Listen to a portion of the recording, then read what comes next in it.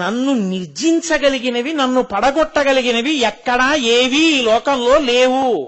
మీరు మీ ఉద్ధరణకి వాడుకోవాలి తప్ప నన్ను పడగొట్టడానికి పనికొచ్చేవన్నవి ఎక్కడా ఏ సాధనమునందు లేదు.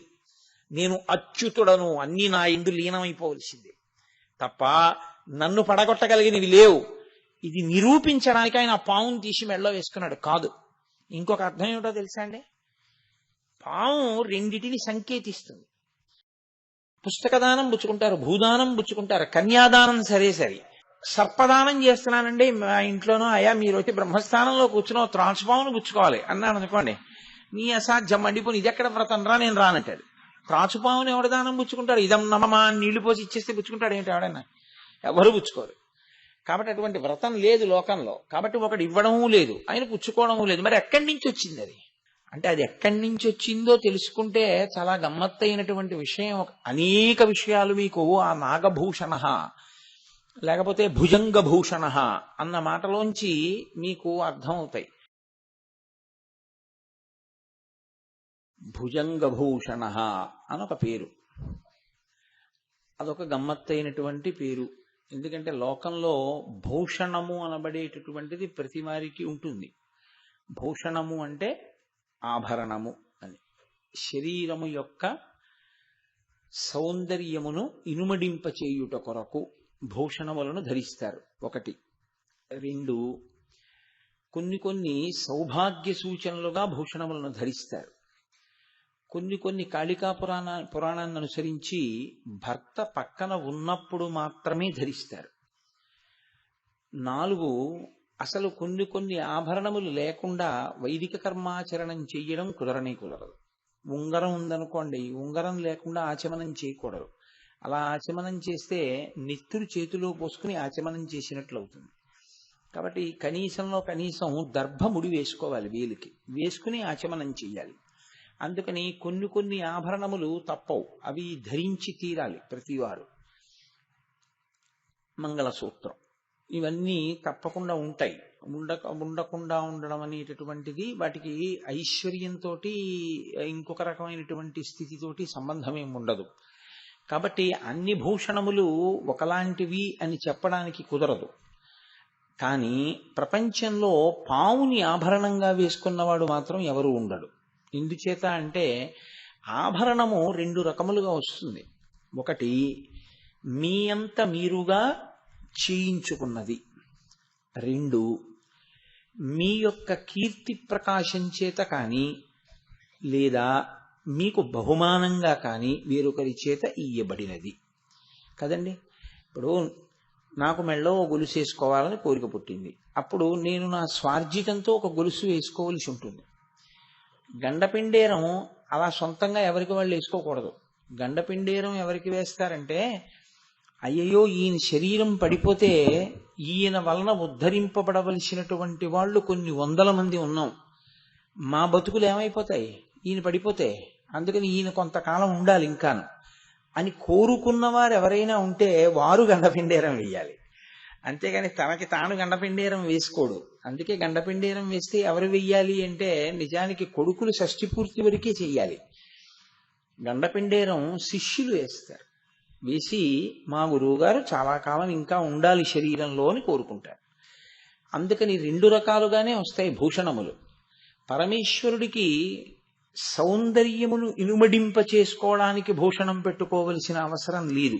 ఎందుకంటే ఆయన రాశీభూతమైనటువంటి సౌందర్యం. ఆయన సౌందర్యానికి ఒక గమ్మత్తు ఉంటుంది. ఘృతరీతి ఘనీభూతం సచ్చిదానంద విగ్రహం అంటారు.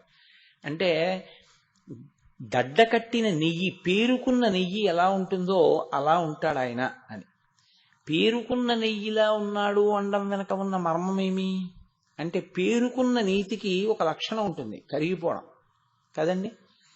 ఆయన కరిగిపోయారండి నా మాటలు విని అంటాం. ఆయన కరిగిపోయారండి అంటే అసలు ఆయన కనపడడానికి ఏం లేదు, అలా అయిపోయాడని. ఆయనకి కరిగిపోయే లక్షణం ఉంది. ఆ కరిగిపోయే లక్షణం అన్నది లేదనుకోండి, అసలు వీరు ఈశ్వరుణ్ణి పట్టుకోవడం అవసరం కదండి. కరిగిపోవడం అంటే శరీరము తరిగిపోతుందని కాదు దాని ఉద్దేశం.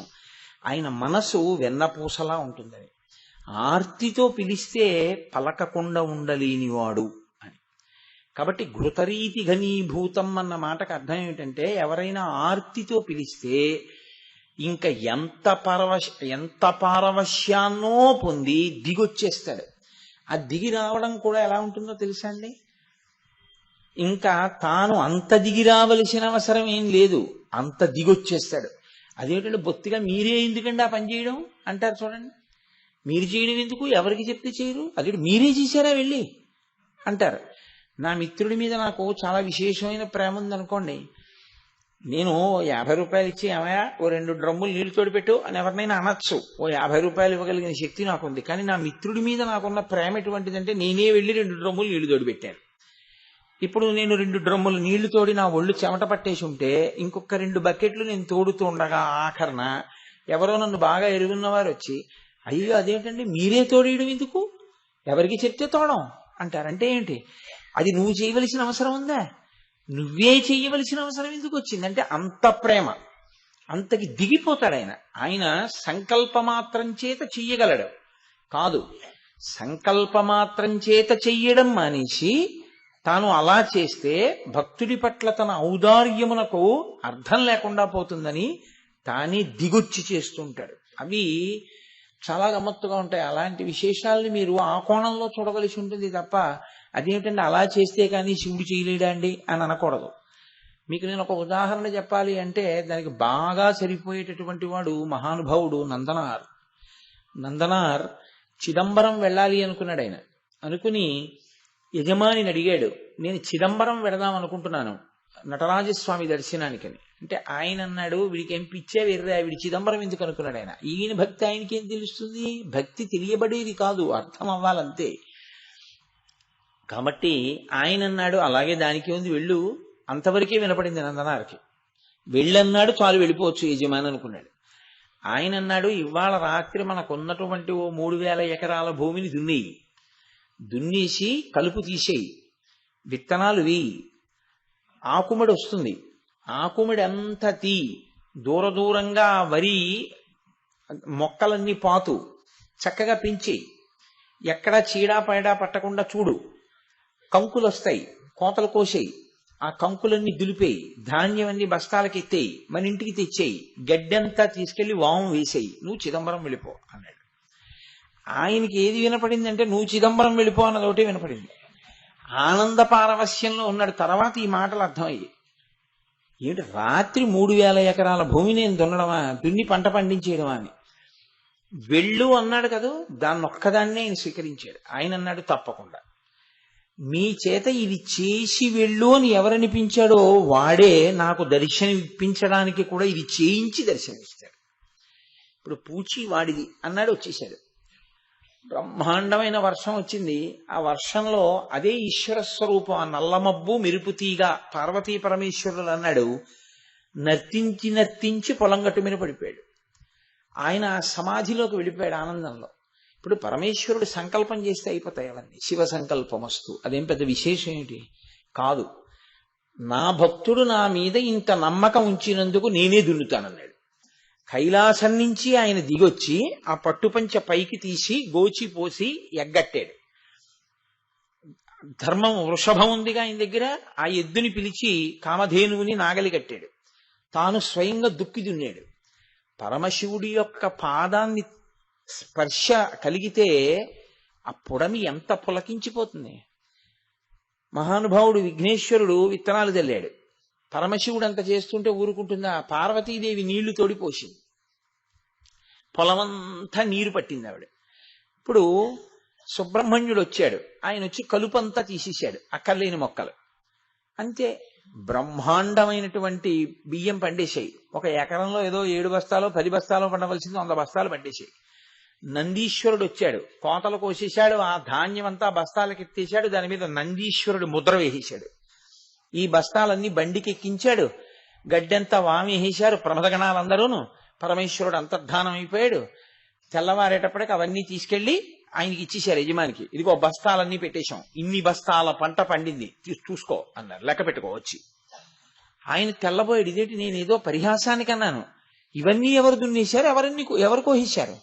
ఆయన వచ్చి చూస్తే పడిపోయి ఉన్నాడు నందనారు. ఆయనకు అర్థమైంది, ఓ ఇతని భక్తికి పరమేశ్వరుడే వచ్చి వ్యవసాయం చేశాడు. ఆయన కాళ్ళ మీద పడి, ఈనాటి నుండి నువ్వు నా సేవకుడివి కావు, నీకు నాకు సగపాలు, నా తోడ పుట్టిన వాడితో సమానం అన్నాడు. ఆయనకి ఐశ్వర్యమా కావాలి? ఆయన నాకు శివదర్శనం చాలని చిదంబరం వెళ్ళిపోయాడు. సరే, ఆ తర్వాత చాలా కథ నడిచింది. అగ్నిహోత్రంలో ప్రవేశించమన్నారు, అగ్నిహోత్రంలోకి వెళ్ళాడు, అది పుష్పహారం అయిపోయింది. కాబట్టి భక్తుడి కొరకు ఈశ్వరుడు దిగొచ్చేస్తాడు. ఎంత దిగొస్తాడు అంటే దాన్ని ఇంత దిగొస్తాడు అని చెప్పడం కుదరదు. ఎందుకొరకు దిగి రావాలి అంటే అది ఆయన యొక్క రూపము. అది బాహ్య సౌందర్యం అంటే బాహ్య సౌందర్యం కూడా. అంతఃసౌందర్యం అంతులేని అంతఃసౌందర్యం. ఆయన చాలా బాగుంటాడు, అందరినీ మోసం చేస్తాడు, ఏమిటి ఉపయోగం? ఆయన పైకంత అందంగా ఉండకపోవచ్చు, జగత్తునంతటిని ఉద్ధరిస్తాడు. పరమాచార్య స్వామి వారు బాహ్యంలో ఎంత అందంగా ఉన్నారు అన్నది ఏ మూర్ఖుడు చూడ్డం, ఆయన అంతఃసౌందర్యమే కదా చూస్తారు. అలా పరమేశ్వరుడు ఘృతరీతి ఘనీభూతం సచ్చిదానంద విగ్రహం. ఆయన సత్తు చిత్తు ఆనందమైనటువంటి వాడు. అంతటి మహానుభావుడు ఆర్తితో ఎవరైనా పిలిస్తే కరిగిపోయేటటువంటి స్వభావం ఉన్నవాడు. అటువంటి పరమేశ్వరుడు ఆయన యొక్క అందాన్ని పెంచుకోవడానికి ఇప్పుడు కొత్తగా ఆభరణం ఒకటి ఆయన పెట్టుకోవలసిన అవసరం లేదు. లేదా ఎవరో ఇస్తే వాళ్ళ ప్రీతి కాదనలేక తాను పుచ్చుకోవాలి. ఎవరిచ్చినా లోకంలో సర్పదానం చేయడానికి అటువంటి వ్రతం లేదు కదండి. సర్పదానము అని వ్రతం ఒకటి ఉంటే అది మీరు నేను కూడా చెయ్యాలి, ఎప్పుడో అప్పుడు చెయ్యొచ్చు. కానీ దానిలో ఉండే ఇబ్బంది ఏమిటో తెలుసా అండి? ప్రతిగ్రహీత ఉండడు. సువర్ణదానం చేస్తున్నాం వచ్చి పుచ్చుకుంటారు, రజిత దానం చేస్తున్నాం పుచ్చుకుంటారు, లవణదానం పుచ్చుకుంటారు, పుస్తక దానం పుచ్చుకుంటారు, భూదానం పుచ్చుకుంటారు, కన్యాదానం సరే.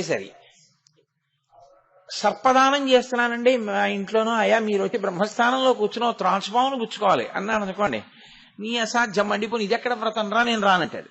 త్రాచుపాముని ఎవడు దానం పుచ్చుకుంటాడు? ఇదం నమమా నీళ్లు పోసి ఇచ్చేస్తే పుచ్చుకుంటాడు ఏంటి ఎవడన్నా? ఎవరు పుచ్చుకోరు. కాబట్టి అటువంటి వ్రతం లేదు లోకంలో. కాబట్టి ఒకటి ఇవ్వడము లేదు, ఆయన పుచ్చుకోవడము లేదు. మరి ఎక్కడి నుంచి వచ్చింది అది? అంటే అది ఎక్కడి నుంచి వచ్చిందో తెలుసుకుంటే చాలా గమ్మత్తైనటువంటి విషయం.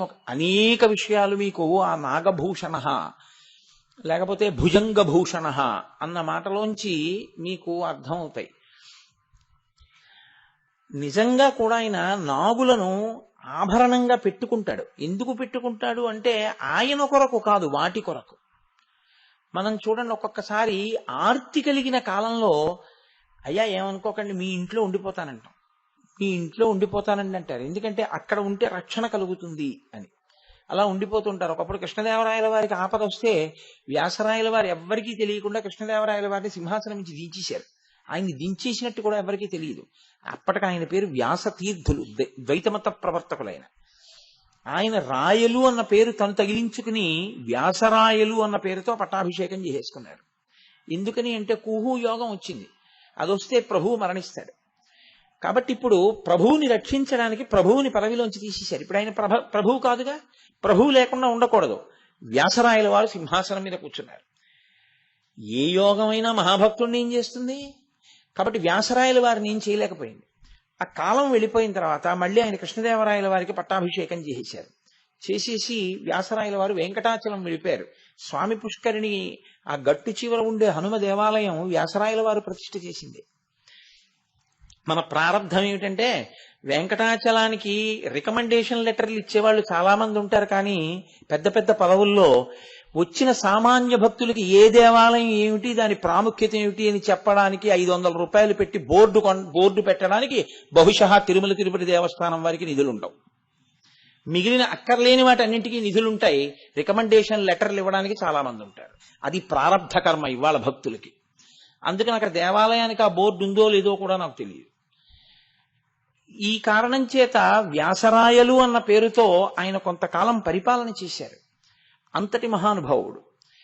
కాబట్టి తలుచుకుంటే సంకల్ప బలం చేత మృత్యువుని గట్టెక్కించగలిగినటువంటి సమర్థత కలిగినటువంటి మహాపురుషులు ఉంటారు లోకంలో. పావుని దానం పుచ్చుకోవడం కానీ, పావుని ఒంటి మీద వేసుకోవడం కానీ ఎవ్వరూ చేయరు. ఎవ్వరూ ఎందుకు చెయ్యరు అంటే ఒక్కటే కారణం, పాము మృత్యువునకు సంకేతం. అందుకే పావుని మనం చూశామా అన్నది ప్రధానం కాదు, పాము మనని చూసిందేమో అన్న అనుమానంతో సగం చచ్చిపోతాడు. పాము చూసిందో చూడలేదో తెలియదు, అక్కడ పడుకుంది, ఈయన చూశాడు, వెళ్ళిపోయాడు. వెళ్ళిపోయిన వాడు ఏమంటాడంటే, పాము నన్ను చూడలేదండి, నన్ను చూడలేదు అనుకుంటున్నాను, అది పడుకుంది, నేను వచ్చేసాను, దూరం నుంచి చూశాంటాడు. కానీ మంత్రించిన చోళ్లు తెచ్చి ఇల్లంతా చల్లుకుంటాడు. ఎందుకో తెలుసండి, అనుమానం, అది చూసిందేమో అని.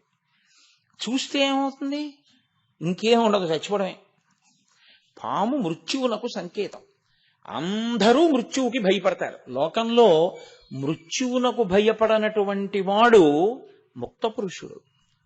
మృత్యువునకు భయం లేకుండా పరమానంద స్థితిలో శరీరాన్ని హోమం కింద మృత్యువునకు అప్పజెప్పేసేవాడు ఎవరుంటాడో, ఆఖరణ ఊపిరి ఆగిపోతుంటే, ఓ ఇది ప్రకృతి పరిణామం, పడిపోతోంది శరీరం అని అప్పజెప్పగలిగినటువంటి ధృతి కలగాలి అంటే వాడు ఎంతో భక్తి తత్పరుడై, ఎంతో జ్ఞానమును పొంది, ఎంతో శివానుగ్రహాన్ని పొందినవాడైతే తప్ప అలా వెళ్ళడు. ఎందుకో తెలుసా అండి, ఎప్పుడూ ఏడుపు అనేటటువంటిది తప్పని శరీరాలే ఉంటాయి లోకంలో. మీరు చూడండి, ఏ శరీరాన్ని మీరు తీసుకోండి, ఏడవకుండా ఉంటుంది అని మీరు చెప్పడం కుదరదు. సాధారణంగా ఏమంటారంటే, ఇది దీన్ని చంపుతుందని ఇది ఏడుస్తోందండి. అసలు అరణ్యంలో ఇది ఎక్కువగా ఉంటుంది, ఒకదాన్ని ఒకటి చంపేయడం అన్నది. అరణ్యంలో ఎప్పుడూ చంపబడనిది అంటూ ఉంటే సింహం ఒకటి, దాన్ని ఇంకో జంతువు చంపదు. అలాగని సింహం ఏడవదని మీరు అనుకుంటున్నారా? అది ఏడుస్తుంది, దానికి కాళ్ళు ఏదో దిగుతుంది, ఏడుస్తుంది. అది సింహం కూడా ఏడుస్తుంది. ఏడవనిది ఏదుంది చెప్పండి? ఏడవని శరీరాలు ఎందుకుంటామంటే, శరీరాన్ని అంతకుముందు వదిలేటప్పుడు ఏడుస్తూ వెళ్ళాడు, ఆఖరి పనది, దానికి కొనసాగింపు తర్వాత శరీరం. ఏడుస్తూ ఎడతాడు. నవ్వుతూ అప్పచెప్పాడు అనుకోండి, నవ్వుతూనే ఉండడానికి శరీరం లేదు కాబట్టి ఎప్పుడూ నవ్వుతూ ఉండే శివుడిలో కలిసిపోతాడు. అంతే తేడా శాస్త్రంలో. కానీ ఆ సాధన రావడం చాలా కష్టం. ఆ సాధన తెలియాలంటే ఎప్పుడు లోపలి ఆనంద స్వరూపం తెలియాలి, శివుడు తెలియాలి. శివుడు తెలియాలంటే శివానుగ్రహం ఉండాలి, లేకుండా తెలియడు. అది కలిగిందనుకోండి, నవ్వుతూ వెళ్ళిపోతాడు. నవ్వుతూ వెళ్ళిపోయాడంటే ఇక రాడు, ఏడుస్తూ వెడతాడు. ఎందుకు ఏడుస్తాడంటే, అయ్యి బాబోయిది పడిపోతుంది, అయ్యి బాబోయిది పడిపోతుంది, అయ్యి బాబోయిది పడిపోతుంది, ఎంత బెంగో. ఏడుస్తూ వెళ్ళిపోతాడు కాబట్టి మళ్ళీ ఏడుపు ఉండి తీరవలసిన శరీరంలోకే వస్తాడు, తప్పదు. అందుకే ఆ వచ్చేటప్పుడు ఏడుపు ఉంటుంది. ఎంత టెన్షన్ అండి. భార్య ఆ ప్రసూతి గదిలో ఉంటే బయట భర్త గారు ఎన్ని మొక్కులు మొక్కుకుంటూ తిరుగుతుంటాడు. ఆవిడ వంశోద్ధారకుడో పిల్లో బయటికి రావద్దు. ఆవిడ మృత్యువు యొక్క ద్వారము దగ్గర నిలబడి వెనక్కి వస్తుంది తల్లి. ఎంత మహాత్యాగం చేస్తే ఈ శరీరాలు నిలబడ్డాయి. తల్లి అనుగ్రహం లేకపోతే ఈ శరీరాలు ఎక్కడున్నాయి? కాబట్టి ఏడుపు అనేటటువంటిది అంతర్లీనంగా ఉండిపోవడానికి కారణం ఏంటంటే, పూర్తి చేయడం ఏడుపుతో. అందుకే మీరు చూడండి, మన సంప్రదాయంలో సనాతన ధర్మంలో విషాదాంతములు చేయరు నాటకాలు. ఏ కథని కూడా విషాదాంతం చేయరు. ఎందుకు చేయరో తెలుసా అండి? విషాదాంతము మళ్ళీ రావడానికి గుర్తు. అందుకే విషాదాంతముగా దేన్ని పూర్తి చేయరు, అన్నీ కూడా ఆనందంతో పరిసమాప్తం చేస్తారు. సాధారణంగా ఏం చేస్తారంటే కళ్యాణంతో పూర్తి చేస్తారు. కళ్యాణంతో పూర్తి చేశారు అంటే గుర్తు ఏమిటంటే, జీవబ్రహ్మైక్య సిద్ధి శాంతికర కళ్యాణము అంటారు. ఓ పెద్ద కార్యం చేశారనుకోండి, ఆఖరణ కళ్యాణం చేసేస్తారు. కళ్యాణం చేసేశారు అంటే జీవబ్రహ్మైక్య సిద్ధి, ఒకటైపోయింది అని గుర్తు. అసలు పెద్ద సాధన ఎక్కడ అంటే, ఇది నేను కాదని నిజాన్ని పట్టుకోవడం వల్ల సంతోషంగా వెళ్ళిపోగలగాలి. కానీ ఏ భయం లేనివాడైనా ఉంటాడేమో కానీ మృత్యు భయం లేనివాడు లోకంలో ఉండడు. నే చచ్చిపోతానని భయం నాకేం లేదండి అనాలి అంటే ఒకే ఒక్క కారణానికి అనాలి తప్ప రెండో కారణం లేదు. ఏ కారణానికి అనాలో తెలుసా అండి? చచ్చిపోయేది ఇది తప్ప నాకు చావు లేదండి అన్న జ్ఞానం వచ్చినవాడు ఒక్కడే ఆ మాట అనాలి. నేను ఇది కాదండి, నేను లోపల ఉన్నవాడిని, నాకు చావేమిటి, నేను ఇందులోంచి బయటికి వస్తాను తప్ప ఇంట్లోంచి బయటికి వచ్చినట్టు నేను చచ్చిపోవడం ఏమిటి, నేను చచ్చిపోవడం ఏమి ఉండదు, ఇది చచ్చిపోతుంది అంతే.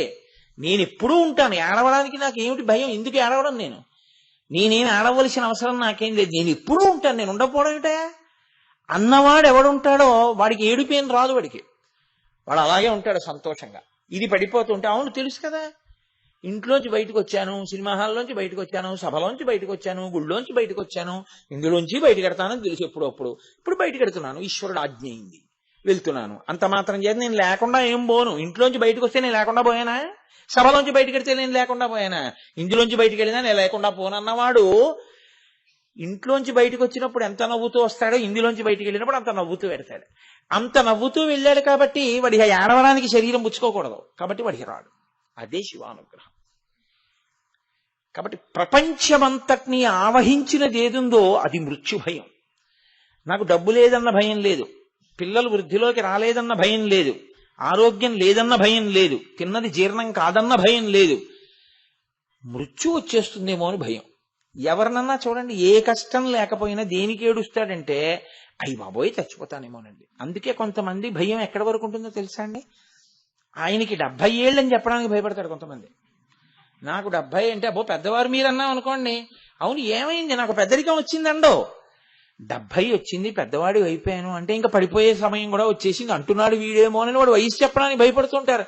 ఎంత అజ్ఞానం అది! అలా వయసు చెప్తే పడిపోతావా? వయసు చెప్తే పడిపోయే మాట అయితే వయసు చెప్పనంత మాత్రాన్ని ఉండిపోయారు ఆ లోకంలో అందరూ.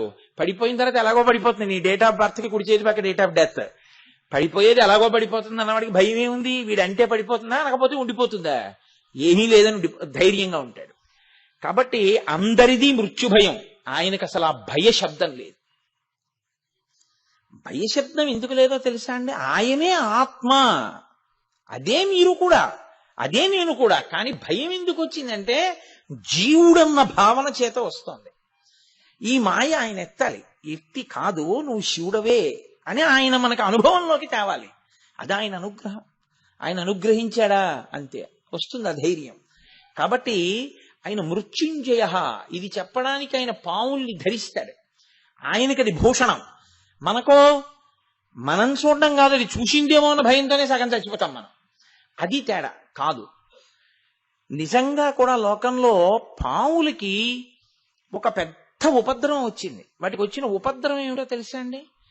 వాటికి ఒక శరీర స్థాయిలో, అంటే ఏదో స్థూలంగా ఒక ఉపాధి స్థాయిలో వచ్చిన ఉపద్రవం కాదు, మొత్తం పావులే చచ్చిపోవలసిన విషయం ఒకటి వచ్చింది. అందులో కొన్ని పావులు మాత్రమే బతుకుతాయి, మళ్ళీ కొన్ని పావులు బతకడానికి వీలు లేదు. ఎందుకు వీలు లేదు అంటే తల్లి శాపమే ఉంది వాటికి. వినతా కద్రువ ఆ తోకకి చుట్టుకోవడం మహాభారతం మొట్టమొదటే ప్రారంభం, ఆది పర్వంలోని. అక్కడ తల్లి శాపం చేత పడిపోతామేమో అని భయం ఉంది కొన్నింటికి. అందుకని కాదు, వాసుకి మొదలైన వాళ్ళు తల్లి మాట వినని వాళ్ళు. అందుకని వాళ్ళకి మేము చచ్చిపోతామన్న భయం ఉంది. చచ్చిపోతామన్న భయం ఉండడం వల్ల వాళ్ళు ఏం చేశారంటే బ్రహ్మగారి దగ్గరికి వెళ్ళి అడిగారు, ఎలా తీరుతుంది మాకు ఈ భయం అని. మీ చెల్లెలు జరత్కారుని తీసుకెళ్లి జరత్కారుకిచ్చి వివాహం చేయండి అన్నారు. అప్పుడు సరే వాళ్ళిద్దరికీ వివాహం చేయడం వల్ల ఆ జరత్కారు రక్షించాడు, జనమేజయ సర్పయాగంలోకి వచ్చి వీళ్ళని కాపాడాడు. కానీ వీళ్ళకి మృత్యుభయం పోలేదు.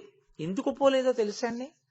జనమేజయ సర్పయాగంలో అయితే బతికారేమో కానీ ఈ పావుల్ని ఆహారంగా లక్షణం పెట్టుకున్నవాడు ఒక ఆయన ఉండిపోయాడు. ఆయనే గరుత్మంతుడు. ఆయన పని ఏమిటి అంటే పావుల్ని తినడమే పనిగా ఉంటాడు ఆయన.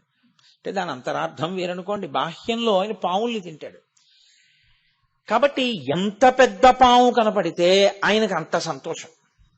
వాసుకి చాలా పెద్ద పాము. ఎంత పెద్ద పాము అంటే ఆయననే చుట్టారు మందర పర్వతానికి, చుట్టి క్షీరసాగర మథనం చేశారు. ఈ వాసుకి ఒకానొకప్పుడు ఒక అరణ్యంలో తిరుగుతున్నాడు. గరుత్మంతుడు చూశాడు. చూసి ఇవాళ మంచి ఆహారం దొరికిందిరా అని ఆయన ఈ వాసుకుని తరిమాడు. తరిమి వాసుకుని తన రెక్కలతో కొట్టి తన వాడి ముక్కుతో గాడ వేసి కాలికున్న గోళ్లతో పొడిచి హింసించి చంపే ప్రయత్నం చేశాడు. వాసుకి కూడా శక్తివంతుడు. ఆయన ఒక గుహలో దూరాడు.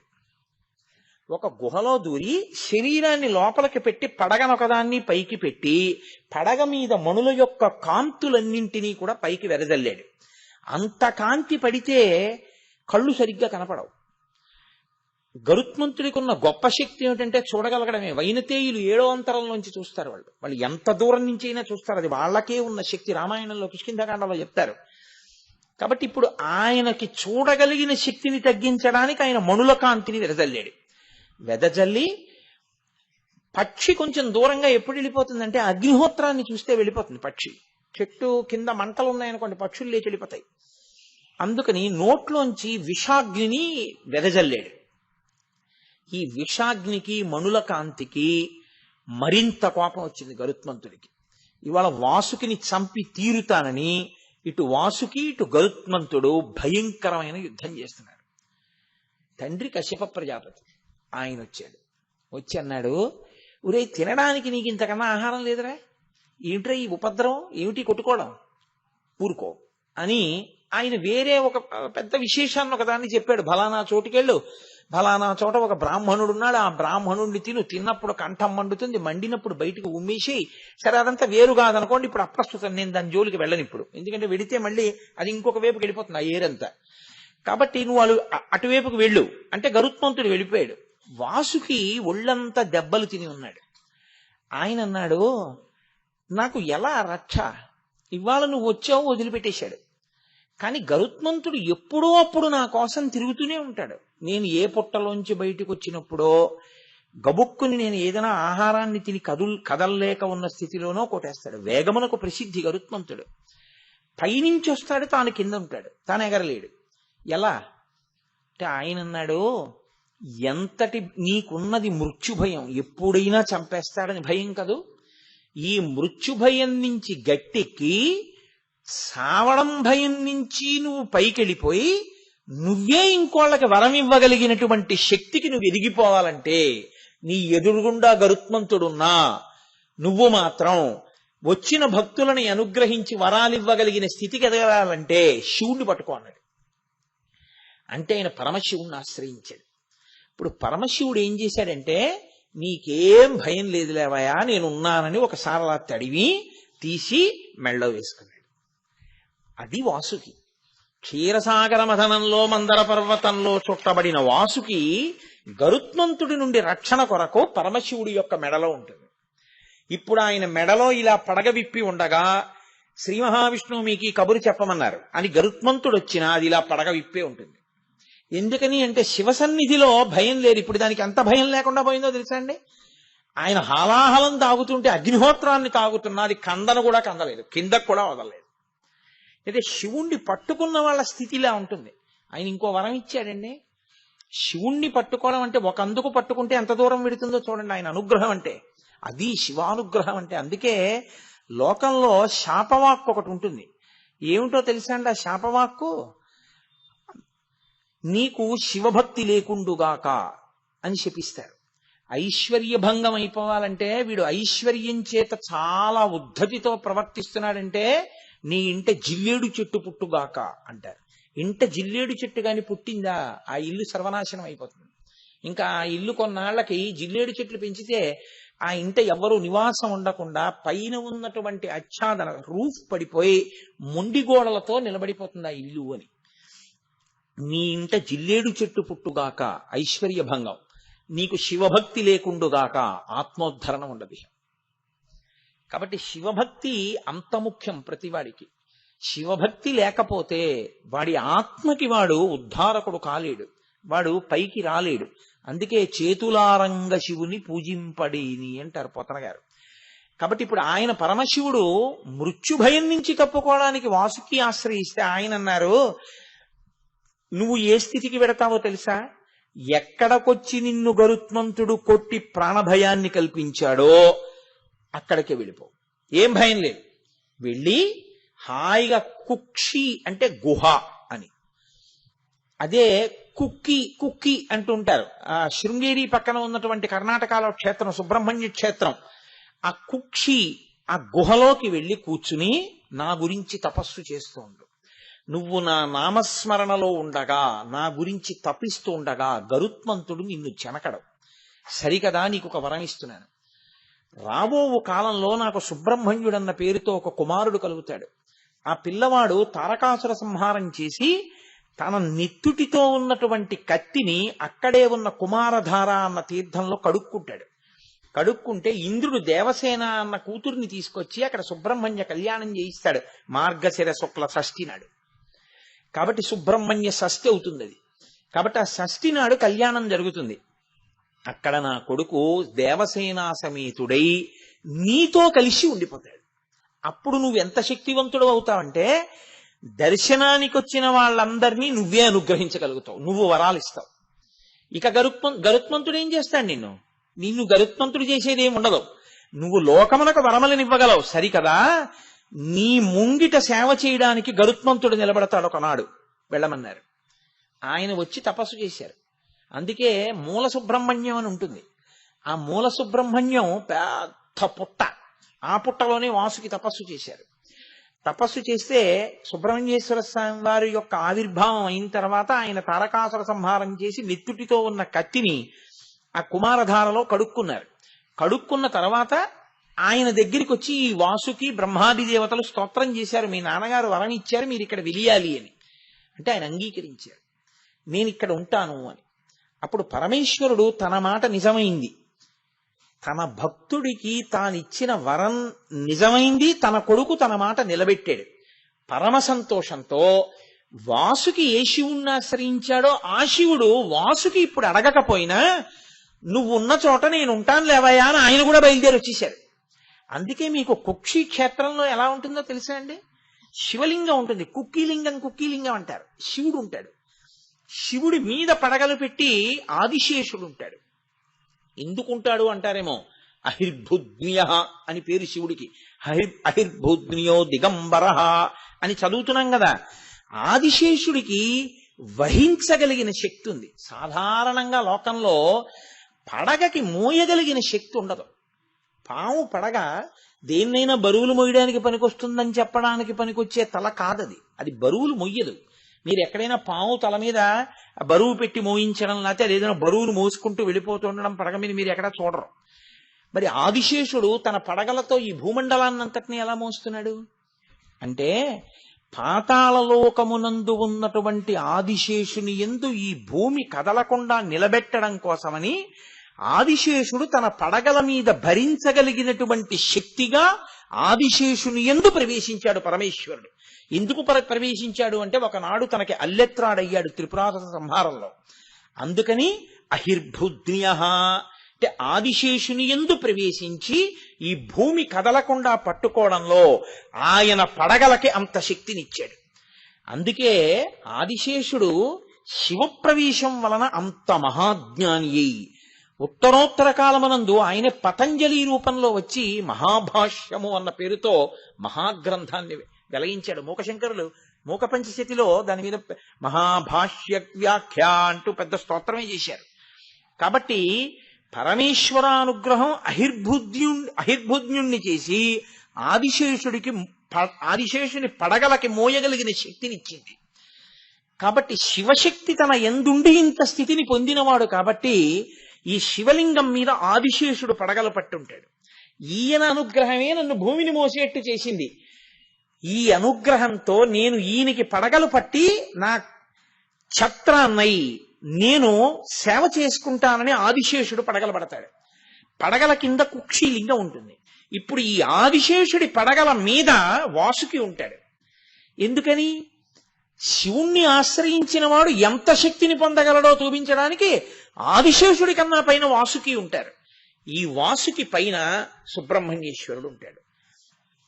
అయితే వాసుకి ఊపిరిలోంచి విషం వస్తుంటుంది, ఎప్పుడు విషం వస్తుంది. కాబట్టి మీరు లోపలికి వెళ్ళడం కుదరదు.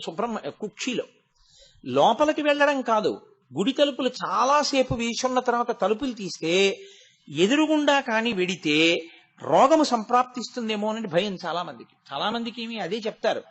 అందుకే కుక్షి క్షేత్రంలో ఏం చేస్తారంటే గరుడ స్తంభం ఉంటుంది ఎదురుగుండా. ఈ గరుడ స్తంభం ఏం చేస్తుందంటే వాసుకి విడిచిపెట్టినటువంటి విషజ్వాలల్ని విరిచేస్తుంటుంది. అందుకని ఆ సేవ చేసుకోవడానికి నించుంది గరుడ స్తంభం తప్ప ఇప్పుడు వాసుకిని ఏమీ చేయలేకపోయాడు. ఎందుకని? శివలింగం ఉంది కింద, పరమశివుడు ఉన్నాడు. పరమశివుడున్న కారణం చేత వాసుకి గరుత్మంతుని వలన భయం లేకుండా పోయింది. అక్కడ వాసుకి ఏం చేస్తాడో తెలుసా అండి? అత్యద్భుతమైనటువంటి ఉపకారం చేస్తాడు. ఈశ్వరుడికి నివేదన అయిన తర్వాత అక్కడ ఉండేటటువంటి అర్చకులు అన్నం తింటారు.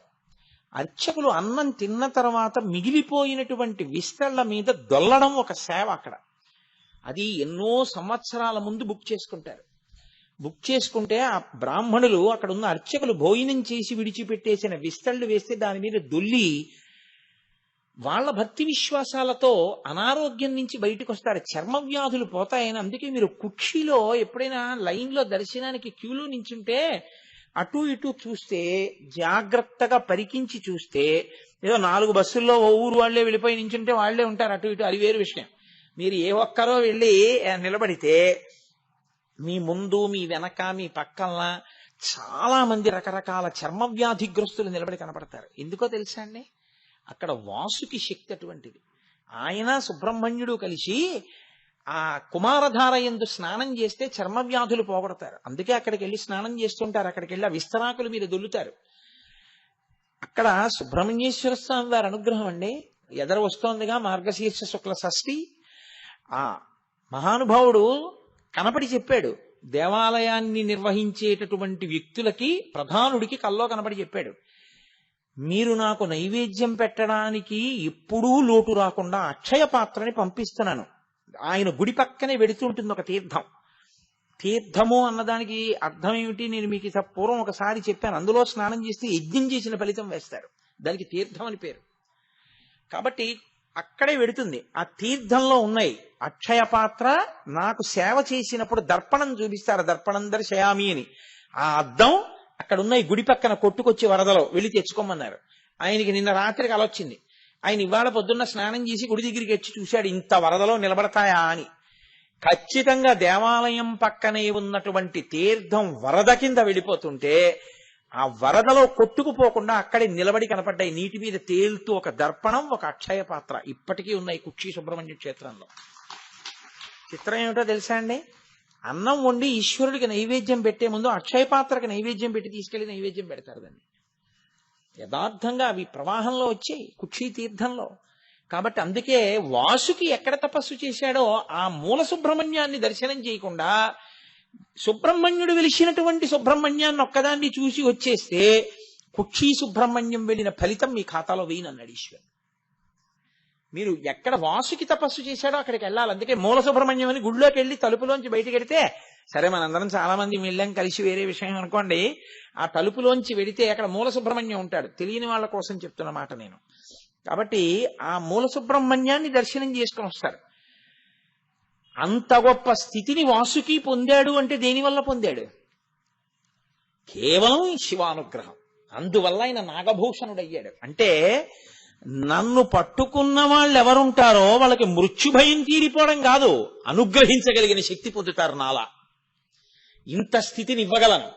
ఇది చెప్పడానికి ఆయన భుజంగ భూషణో భర్గో గిరి ధన్వీ గిరిప్రియ. ఆయన భుజంగ భూషణుడయ్యాడు. కాదు కాదు, పూర్వం మణినాగము అని ఒక నాగం, చాలా పెద్ద పాము. ఆ పాముకి ఒక లక్షణం ఉండేది, అది నమ్మింది శివుణ్ణి. దానికి ఇదే భయం, గరుత్మంతుడు కొట్టుకుపోతాడని. ఎందుకంటే మనం చూడండి, మంచి పచ్చడి వంకాయలు వచ్చాయి మార్కెట్లోకి, చాలా పెద్ద పెద్ద ఆకుపచ్చ వంకాయ, ఒక్క కన్నం లేదు అన్నాడు అనుకోండి, ఓ ఎన్నాళ్ళైందో పచ్చిపోయి తెచ్చేయండి 4 కిలోలు, పెరుగు పచ్చడికి వాటికి ఉంటాయి, ఫ్రిడ్జ్ లో పడేద్దాం అని అందరూ వెళ్ళిపోయి ఆ కొట్టు మీదే పడిపోతారు. అలా బాగా చక్క అలాంటి పాములంటే అవి ఎక్కడున్నాయో అని ఆలోచించి మరీ పెడతాడు గరుత్మంతుడు. అందుకని ఆ మణినాగం ఏం చేసేదంటే బయటికి వస్తూ ఉంటే పుట్టలోంచి శివ శివ శివ శివ శివ శివ శివ శివ అంటూ వచ్చేది. అది శివనామం చెప్తూ తిరిగి శివనామం చెప్తూ ఆహారం తీసుకుని శివనామం చెప్తూ పుట్టలోకి వెళ్ళిపోయేది. అది ఒక రోజున శివనామం చెప్తూ వెళ్ళిపోతోంది. వెళ్ళిపోతుంటే చూశాడు గరుత్మంతుడు. చూసి దొరికిందిరా అని దాన్ని కొట్టబోయాడు. అది నిర్భయంగా పాకుతూ శివ శివ శివ శివ అంటూ వెళ్ళిపోతాడు. పరమేశ్వరుడు, ఆయనకి తెలియందే ఉండండి, ఆయన సర్వజ్ఞ, ఆయనకు అన్నీ తెలిసి ఎక్కడేం జరుగుతోందో. ఎప్పుడూ నా పేరు చెప్పే అలవాటు ఉన్నటువంటి మణినాగాన్ని గరుత్మంతుడు కొట్టబోతున్నాడు. ఆయన వెంటనే నందీశ్వరుణ్ణి పిలిచి అన్నాడు, వెళ్ళి రక్షించన్నాడు. నంది ఒకడు శివుడు ఒకడు కాడు, అందుకే వాళ్ళ మధ్యలోకి వెళ్ళాం. వెంటనే నంది, నేను వెళ్లి గరుత్మంతుణ్ణి చెనకితే బాగుండదు, శివకేశవులు రెండుగా కనపడే ఒకరు, శ్రీ మహావిష్ణువుకి చెప్తే ఆయన వాహనం కాబట్టి ఏమిటయా ఈ పని అంటారు, మేమిద్దరం ఈక్వల్స్, నేను ఈయన వాహనాన్ని ఆయన వాహనం, కాబట్టి బొత్తిగా ఏమైనా నువ్వు ఓ మాట చెప్పపోయావా అంటాడేమో రేపు పొద్దున వాళ్ళ ఓనర్ గారికి చెప్పేస్తే గొడవ వదిలిపోతుంది. అందుకని చెప్పి ఆయన వెళ్ళి విష్ణువుకి చెప్పారు, శివాజ్ఞ, మణినాగాన్ని రక్షించమంటున్నారు, గరుత్మంతుడు తరుగుతున్నాడు. ఆయన వెంటనే గరుత్మంతుడిని పిలిచి వెనక్కిరా అన్నారు. అంటే మంచి కోపంతో తరుగుతున్నాడు కదండి, ఇది నా ఆహారం, ఆహారాన్ని దూరం చేయకూడదు అంటూ తరిమేడు. ఆహా, నేను పిలిచినా రామే, నీ శక్తి క్షీణించుగాక అన్నారు విష్ణువు. పడిపోయింది కింద గరుత్మంతుడు.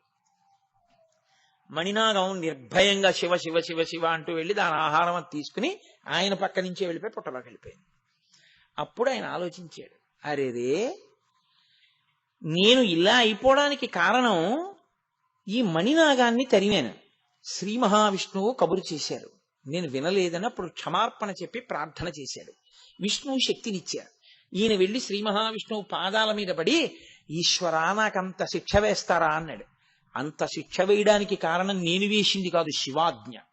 అది శివశివ శివశివ అంటూ తిరుగుతుంది, నువ్వు తరమబోయావు. ఆయన వెంటనే కబురు చేశారు. కాబట్టి నందీశ్వరుడు వచ్చాడు, నీ శక్తి అందుకు తీసేశారు. శివాజ్ఞ పరిపాలించవలసిందే అందరం. కాబట్టి శివశివ శివశివ శివశివ అనుకున్న మణినాగం బతికిపోయింది ఆయన అనుగ్రహంతో. ఏది సంతతము ఆయన్ని ధరించిందో అది ఆయనకి భూషణం కాదండి. భూషణం అంటే ఏంటి? ధరింపబడినది భూషణం కదా. ఇప్పుడు నేనేదో ఈ ఓ రుద్రాక్షహారం వేసుకున్నాను, అప్పుడు నాకు అది భూషణం, నేను ధరించాను కాబట్టి. అది నన్ను ధరించింది. ఎలా? దానికి చైతన్యం ఉంటే ఎప్పుడూ నన్నే లోపల వహించి భరిస్తోంది అనుకోండి, అప్పుడు అది నాకు భూషణం, నేను దానికి భూషణం. అందుకే ఆ మణినాగమును గరుత్మంతుడు చెనకలేకపోయాడు. ఆయనే సామాన్యుడు కాడు, పరమేశ్వరుడు. అంటే లోకంలో ఎవ్వరూ చెయ్యనంత ఉపకారం చేసినవాడు. గరుత్మంతుని చేత నిత్య భయం ఉన్నటువంటి పాములకి అభయం ఇచ్చి తన ఒంటి మీద వేసుకుని కాపాడినవాడు. అందుకనే ఆయన భుజంగభూషణుడయ్యాడు. ఇది బాహ్యంలో ఉండే. ఇలా నేను చెప్తూ పెడితే, నేను ఇప్పుడు మీకు చెప్పినవి స్కంద పురాణాంతర్గతమైనటువంటి విశేషాలను తీసుకొచ్చి మీకు ఆ మాహేశ్వర ఖండంలోంచి వాటిల్లోంచి కొన్నింటిని చూపించాను. ఇలా నేను ఎన్ని తీసుకొచ్చి చూపించినా అనంతము, వాటికి ఏం అంతు ఉండదు, ఎన్నైనా చెప్తాం. ఆదిశేషుడు ఆయన కాలికి గజ్జగా ఎందుకు అవుతాడు అని ఒక విషయం ఉంది. ఇప్పుడు అది నేను చెప్పడం మొదలెడితే భుజంగ భూషణతో సరి నాకేమో ఇదేంటి హాఫ్ అన్ అవర్ లెఫ్ట్ అని బెల్ కొట్టడానికి టైం దగ్గరికి వచ్చేసింది. ఇంకా 2 రోజులు ఉంది, పూర్తి అయిపోవాలి సిలబస్ కదా. అందుకని ఆయన భుజంగ భూషణం, ఆయన భుజంగమును ధరిస్తాడు. కాదు కాదు, భుజంగం అన్న మాటకి ఒక అర్థం ఉంది. భుజంగం అంటే ఏమిటో తెలుసా అండి? పాము, పైకి అర్థం. పాముకి ఒక లక్షణం ఉంటుంది, మీరు చూడండి. ఏదైనా కదిలిందనుకోండి అంతా కదులుతుంది. ఇప్పుడు నేను లేచాను అనుకోండి, నా శరీరం అంతా కదులుతుంది. పాముకున్న లక్షణం ఏమిటో తెలుసా అండి? కనీస కదలిక లేకుండా కొంత శరీరం ఉండిపోయి కదలికతో కొంత శరీరం ఉంటుంది. ఒక పెద్ద పాము ఉందనుకోండి, 10 మీటర్ల పాము, అది చుట్టుకు పడుకుంది. ఓసారి నాకు అలా దర్శనం ఇచ్చాడు ఈశ్వరుడు. నా అదృష్టం, బతికిపోయాను అనుకోండి. ఆ రోజుల్లో మీరు పరిహసించవలసిన విషయం అనుకుంటున్నారా? ఏ సామాన్యంగా బతికి బట్ట కట్టాను అనుకుంటున్నారా? నేను కటిక చీకట్లో హెడ్ లైట్ వేసుకోవడం మర్చిపోయి వెళ్ళిపోయాను స్కూటర్ మీద. తీరా దగ్గరికి వెళ్ళేటప్పటికి అలా చూస్తే ఏదో పెద్దది పడుకున్నట్టు అనిపించింది. ఆ రోజుల్లో నేను సామర్లకోటలో పనిచేసేవాడిని. ఆ పక్క పొదల్లోంచి అక్కడ నల్లత్రాసు ఉంటుంది అని చెప్పేవారు మా వాళ్ళు. అయ్యి బాబాయ్, పాము కాదు కదా అని లైట్ వేశాను. ఇక పామేది? దాని మీద నుంచి ఎక్కేయలేక వెళ్ళలేక ఏం చేస్తున్నానో తెలియని స్థితిలో కుడికాలతో బ్రేక్ తొక్కాను స్కూటర్కి. 2 కాళ్ళు స్కూటర్ మీద నిలబడి కూర్చోడానికి, కారు కాదుగా, ఎడంకాల కిందకు వచ్చింది. అది వెంటనే చుట్టుకున్న చుట్టలో ఇలా అడ్డంగా రోడ్డుకున్నటువంటి శరీరం వెనక్కి తీసింది. పడగ ఇలా ఇలా ఇలా ఇలా వెనక్కి వచ్చి ఇలా విప్పింది. చక్కగా పాదం అక్కడే ఉంది, ఎడం పాదం. హెడ్ లైట్ కాంతిలో మెరిసిపోతోంది. ఇలా పైకెత్తి చూసింది, ఇలా కిందకి చూసింది. ఏమో ఈశ్వరుడు ఏమన్నాడో తెలియదు మరి, కొట్టకు అని ఉంటాడు శివాజ్ఞ. అది తలదించి వెళ్ళిపోయింది. అట్లేదు అది వెళ్ళిపోయింది, నేను వెళ్ళిపోయాను. కానీ నేనేం చోళ్ళవి చల్లించుకోలేదు. ఎందుకనంటే అది కొట్టేయాలి అంటే అప్పుడు నాకు ఎవ్వరూ లేరిక, నన్ను రక్షించగలిగిన వాళ్ళు చక్కగా కొట్టేసేది. కానీ అది ఎందుకో ఇలా తలెత్తి చూసింది, కిందకి చూసింది, వెళ్ళిపోయింది. బహుశా వీడు నన్ను చంపుదాం అనుకున్నవాడు కాడు, ఏదో పొరపాటునొచ్చాడు. వీడిని నేను ఎందుకు చంపాలనుకుందో ఏమో, ప్రాణభిక్ష పెట్టి వెళ్ళిపోయింది. ఈశ్వరుడు వీడేదో శివాలయ పునర్నిర్మాణంలో 30 రోజులు ఉపన్యాసాలు అవి చెప్పవలసిన అవసరాలు కొన్ని ఉన్నాయనుకున్నాడో ఏమో ఉంచేశాడు. కాబట్టి ఆనాడు అది కరవలేదు. కాబట్టి అది ఏం చేస్తుందంటే ఓ చుట్ట చుట్టుకుని పడుకుందనుకోండి, ముందు దాని తలొకటే కదులుతుంది. తలొక్కటి కదిలి వెడుతుంటే మిగిలిన చుట్ట అలాగే ఉంటుంది. చుట్టంతా ఏం కదిలిపోద్ది దానికి, ఏదో పులి పరిగెడితే లేచిపోయినట్టు, ఏనుగు పరిగెడితే ఒళ్ళు లేచిపోయినట్టు లేచిపోద్ది దానికి. మిగిలిన చుట్ట అలాగే ఉంటుంది. కొంత భాగాన్ని బయటికి వస్తుంది. ఆ తర్వాత అది వెళ్ళిపోదాము అనుకుంటే మాత్రం అలా కదిలి కదిలి కదిలి కదిలి కదిలి కదిలి వెళ్ళిపోయిన తర్వాత చిట్ట చివర తోక భాగం కదిలి వెళ్ళిపోతుంది. ఆ చుట్ట అలా విప్పుకుంటుంది, విప్పుకుని విప్పుకుని విప్పుకుని విప్పుకుని కదులుతుంది. అప్పుడు మొత్తం పాము కదులుతుంది. లేకపోతే ఒక్కొక్కసారి అక్కడ వరకే వెళ్ళి మళ్ళీ వెనక్కి వచ్చి ఇచ్చేది, చుట్టంతా కదలదు. అది కాలము యొక్క స్వరూపం. కాలము భూత భవిష్యత్ వర్తమాన అని 3 కింద కదిలిపోతుంటుంది. చుట్టొక్కటి చుట్టూ పడుకుంటుంది పాములాగే. అది భూతకాలముగా తినేస్తుంది కొన్నింటిని. గడిచిపోయిన కాలంలో మా నాన్నగారు, మా అమ్మగారు, మా తాతగారు, మా అక్కయ్య గారు అందరూ పడిపోయారు. భవిష్యత్, ఆ భవిష్యత్తులో కూడా తింటుంది, వర్తమానమునందు తింటూ ఉంటుంది. కాలరూపంగా కదులుతుంది. ఆ కదలికకి చుట్టలు చుట్టుకున్నటువంటి ఆ పాము యొక్క శరీరం, ఆ కదలికని కాలం అంటారు. కాలమునకున్న లక్షణం ఏమిటంటే పాపపుణ్య ఫలితములనిచ్చుట, శరీరములనన్నిటినీ పడగొట్టివేయుట. అన్ని కాలంలో పడిపోతాయి. అటువంటి కాలమునకు అందరూ పడిపోతే కాలమునకు, కాలునికి, కామమునకు లొంగక కాలుణ్ణి కాముణ్ణి కూడా నియంత్రించిన వాడెవడో వాడు భర్గ. అందుకని ఆయనకు అది ఆభరణం. అది ఆయన చెవి పక్కన ఇలా పడగ విప్పు ఉంటుంది, కానీ ఆయన ఇలా నిర్భయుడై ఉంటాడు. ఎందుకని అంటే ఆయన ఆ కాలుణ్ణి ఇటు కాముణ్ణి వశం చేసుకున్నవాడు. ఇది చెప్పడానికి ఆయన భుజంగ భూషణ కాదు. భుజంగం అన్న మాట ఎందుకు వాడారో తెలుసా అండి? భుజంగం అంటే భుజం, అది వక్రయత, ఒకలా కాకుండా ఎప్పుడూ కూడా చలతీతి ఇది భుజంగ. వంకరటింకర్లగా నడిచేటటువంటి అలవాటు దేనికుందో దానికి భుజంగం అని పేరు. పాముకి నిలువుగా వెళ్ళడం ఎప్పుడూ రాదు. పాము ఎప్పుడు ఇలా వంకరటింకరగానే వెడుతుంది. వంకరటింకరగా వెళ్లే అలవాటు తనంత తాను ఉండిపోయింది ఏదో తెలుసా అండి? ఇంద్రియములతో కూడిన మనసు. ఇంద్రియాలు, మనసు తనంత తాను ఇప్పుడు కూడా లేస్తూనే సుప్రభాతం చేసుకుందాం, చక్కగా పూజ చేసుకుందాం, ఈ లోకాన్నంతటినీ మన కుటుంబంలా చూసుకుందాం, ఎవరి డబ్బు గురించి మనం ఆశపడద్దు, ఈశ్వరుడికి నైవేద్యం పెట్టి తిందాం, సూర్యోదయానికి లేచిపోదాం, అలా అంటుంది ఏమిటి? అలా ఏమందో. మనసు ఇంద్రియములు ఎప్పుడు వంకరటింకరగా తిరుగుతాయి. కుటిలం చరతీతి ఇది భుజంగ. భుజం కుటిలం చరతీతి. కుటిలం అంటే వంకరటింకరగా తిరుగుతుంది. ఈ వంకరటింకర తిరుగుడంతా దేనివల్ల అలవాటైందంటే ఈ ఇంద్రియములతో సుఖములను అనుభవించడానికి అలవాటు పడి ఈ మనసు ఎప్పుడు వంకరటింకర తిరుగుడే తిరుగుతుంది తప్ప తిన్ననైనటువంటి నడక దీనికి రాదు. ఇలా తిన్ననైన నడక రానటువంటి మనసుని ఈశ్వరుడి దగ్గర పెట్టేస్తే ఆయన దాన్ని భూషణ మెడలో వేసుకుంటాడు. ఆ మనసుని ఆయన స్వీకరించి ఆయనే శరణాగతి చేసిన వాడి మనసుని నడిపించగలిగినటువంటి బాధ్యతని తాను స్వీకరించి మిమ్మల్ని తనకి ఆభరణంగా ఆయన స్వీకరించేస్తాడు. అందుకని ఆయన భుజంగ భూషణ.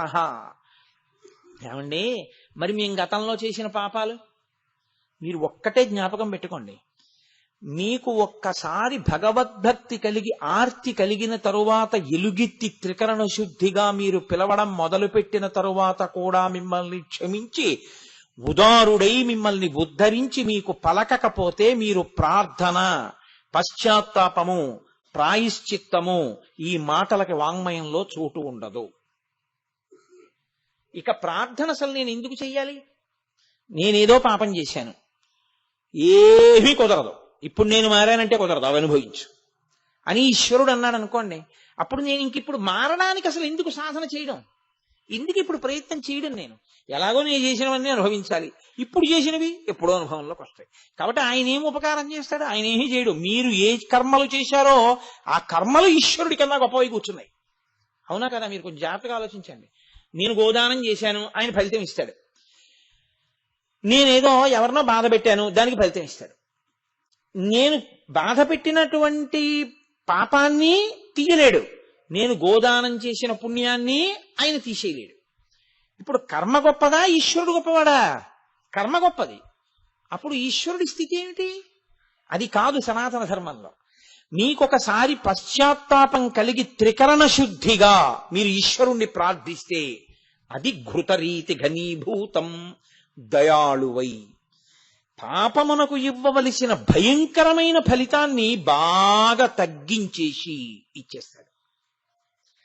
అంత తగ్గించి ఇవ్వగలిగినటువంటి కృపకి, ఆ స్థితికి మహానుభావుణ్ణి ఇప్పటికైనా మారి మనం ఆయన పాదాలు పట్టుకుందాం అనుకుంటాం. పుణ్యాన్ని ఎందుకు తీసేయడం? అది ఉన్నా కూడా మీరు అనుభవించడానికి శరీరంలోకి రావాలి. కాబట్టి ఇప్పుడు పుణ్యము లేదు, పాపము లేదు, అనుభవించడానికి ఏమీ లేకపోతే రావడం ఎందుకు? ఎత్తి మెళ్ళబడేసుకుంటాడు. ఇంత పాపపు నడవడి కలిగిన వాడిని ఆయనకు ఆభరణం అయిపోయాడంటే, ఒకప్పుడు పాపపు నడవడి ఇప్పుడు ఆయన మెళ్ళో ఉంటే ఆరాధనీయము. అది ఆ వాసుకి మీకు అనుగ్రహ ప్రదాత అయిపోతాడంతే. జీవుడు ఆ స్థితిని పొందేస్తాడు. ఇది చెప్పడానికి ఆయన భుజంగభూషణ.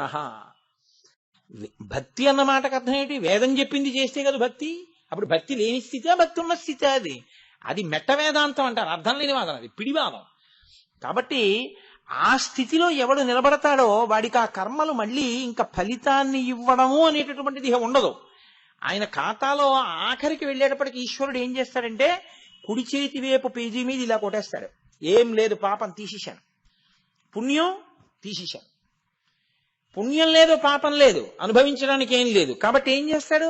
నవ్వుతూ వెళ్ళిపోయే స్థితి ఇచ్చేస్తాడు. నవ్వుతూ వెళ్ళిపోయాడు కదా, రావక్కర్లేదు, తన మెళ్ళో పడేసుకుంటాడు. అది పాము అని మీరు అనుకుంటున్నారు, కానీ ఇప్పుడు అది భుజంగ భూషణ, తన మెళ్ళో వేసుకుంటాడు. ఇది ఆయన ఇవ్వగలడు కాబట్టి ఇమ్మని ప్రార్థించారు. నేనేమీ చెయ్యలేదని చెప్తున్నాను, నన్ను అనుగ్రహించన్నారు కొంతమంది.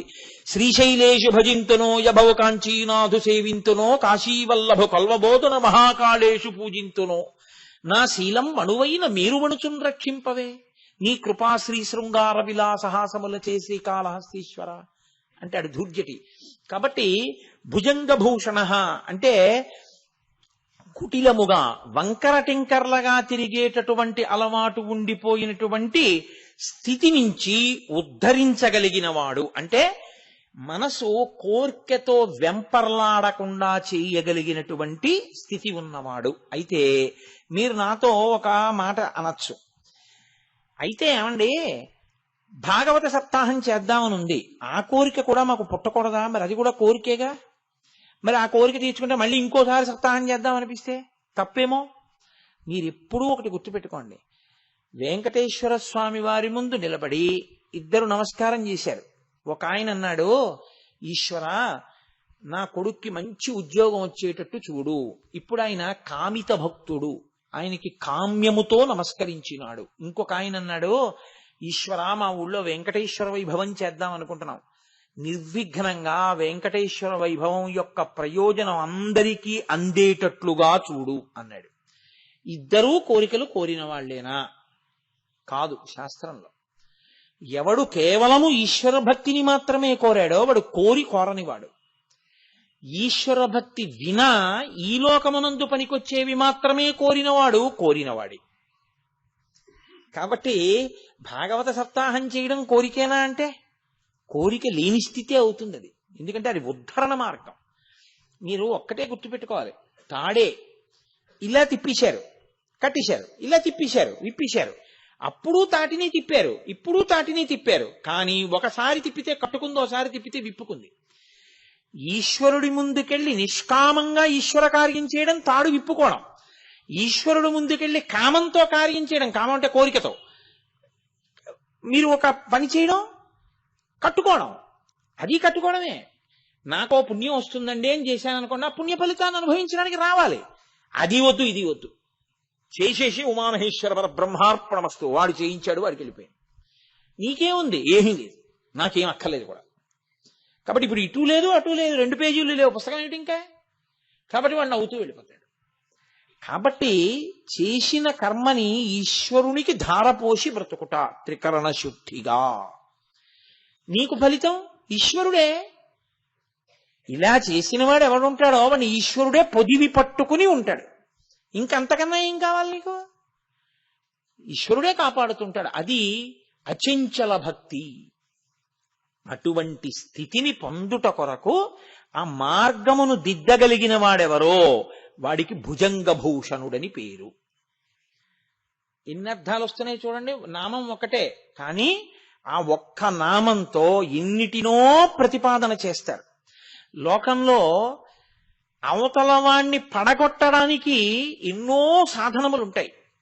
దృష్టి దగ్గర నుంచి, దృష్టి కూడా పడగొట్టడానికి సాధనం తెలుసా అండి.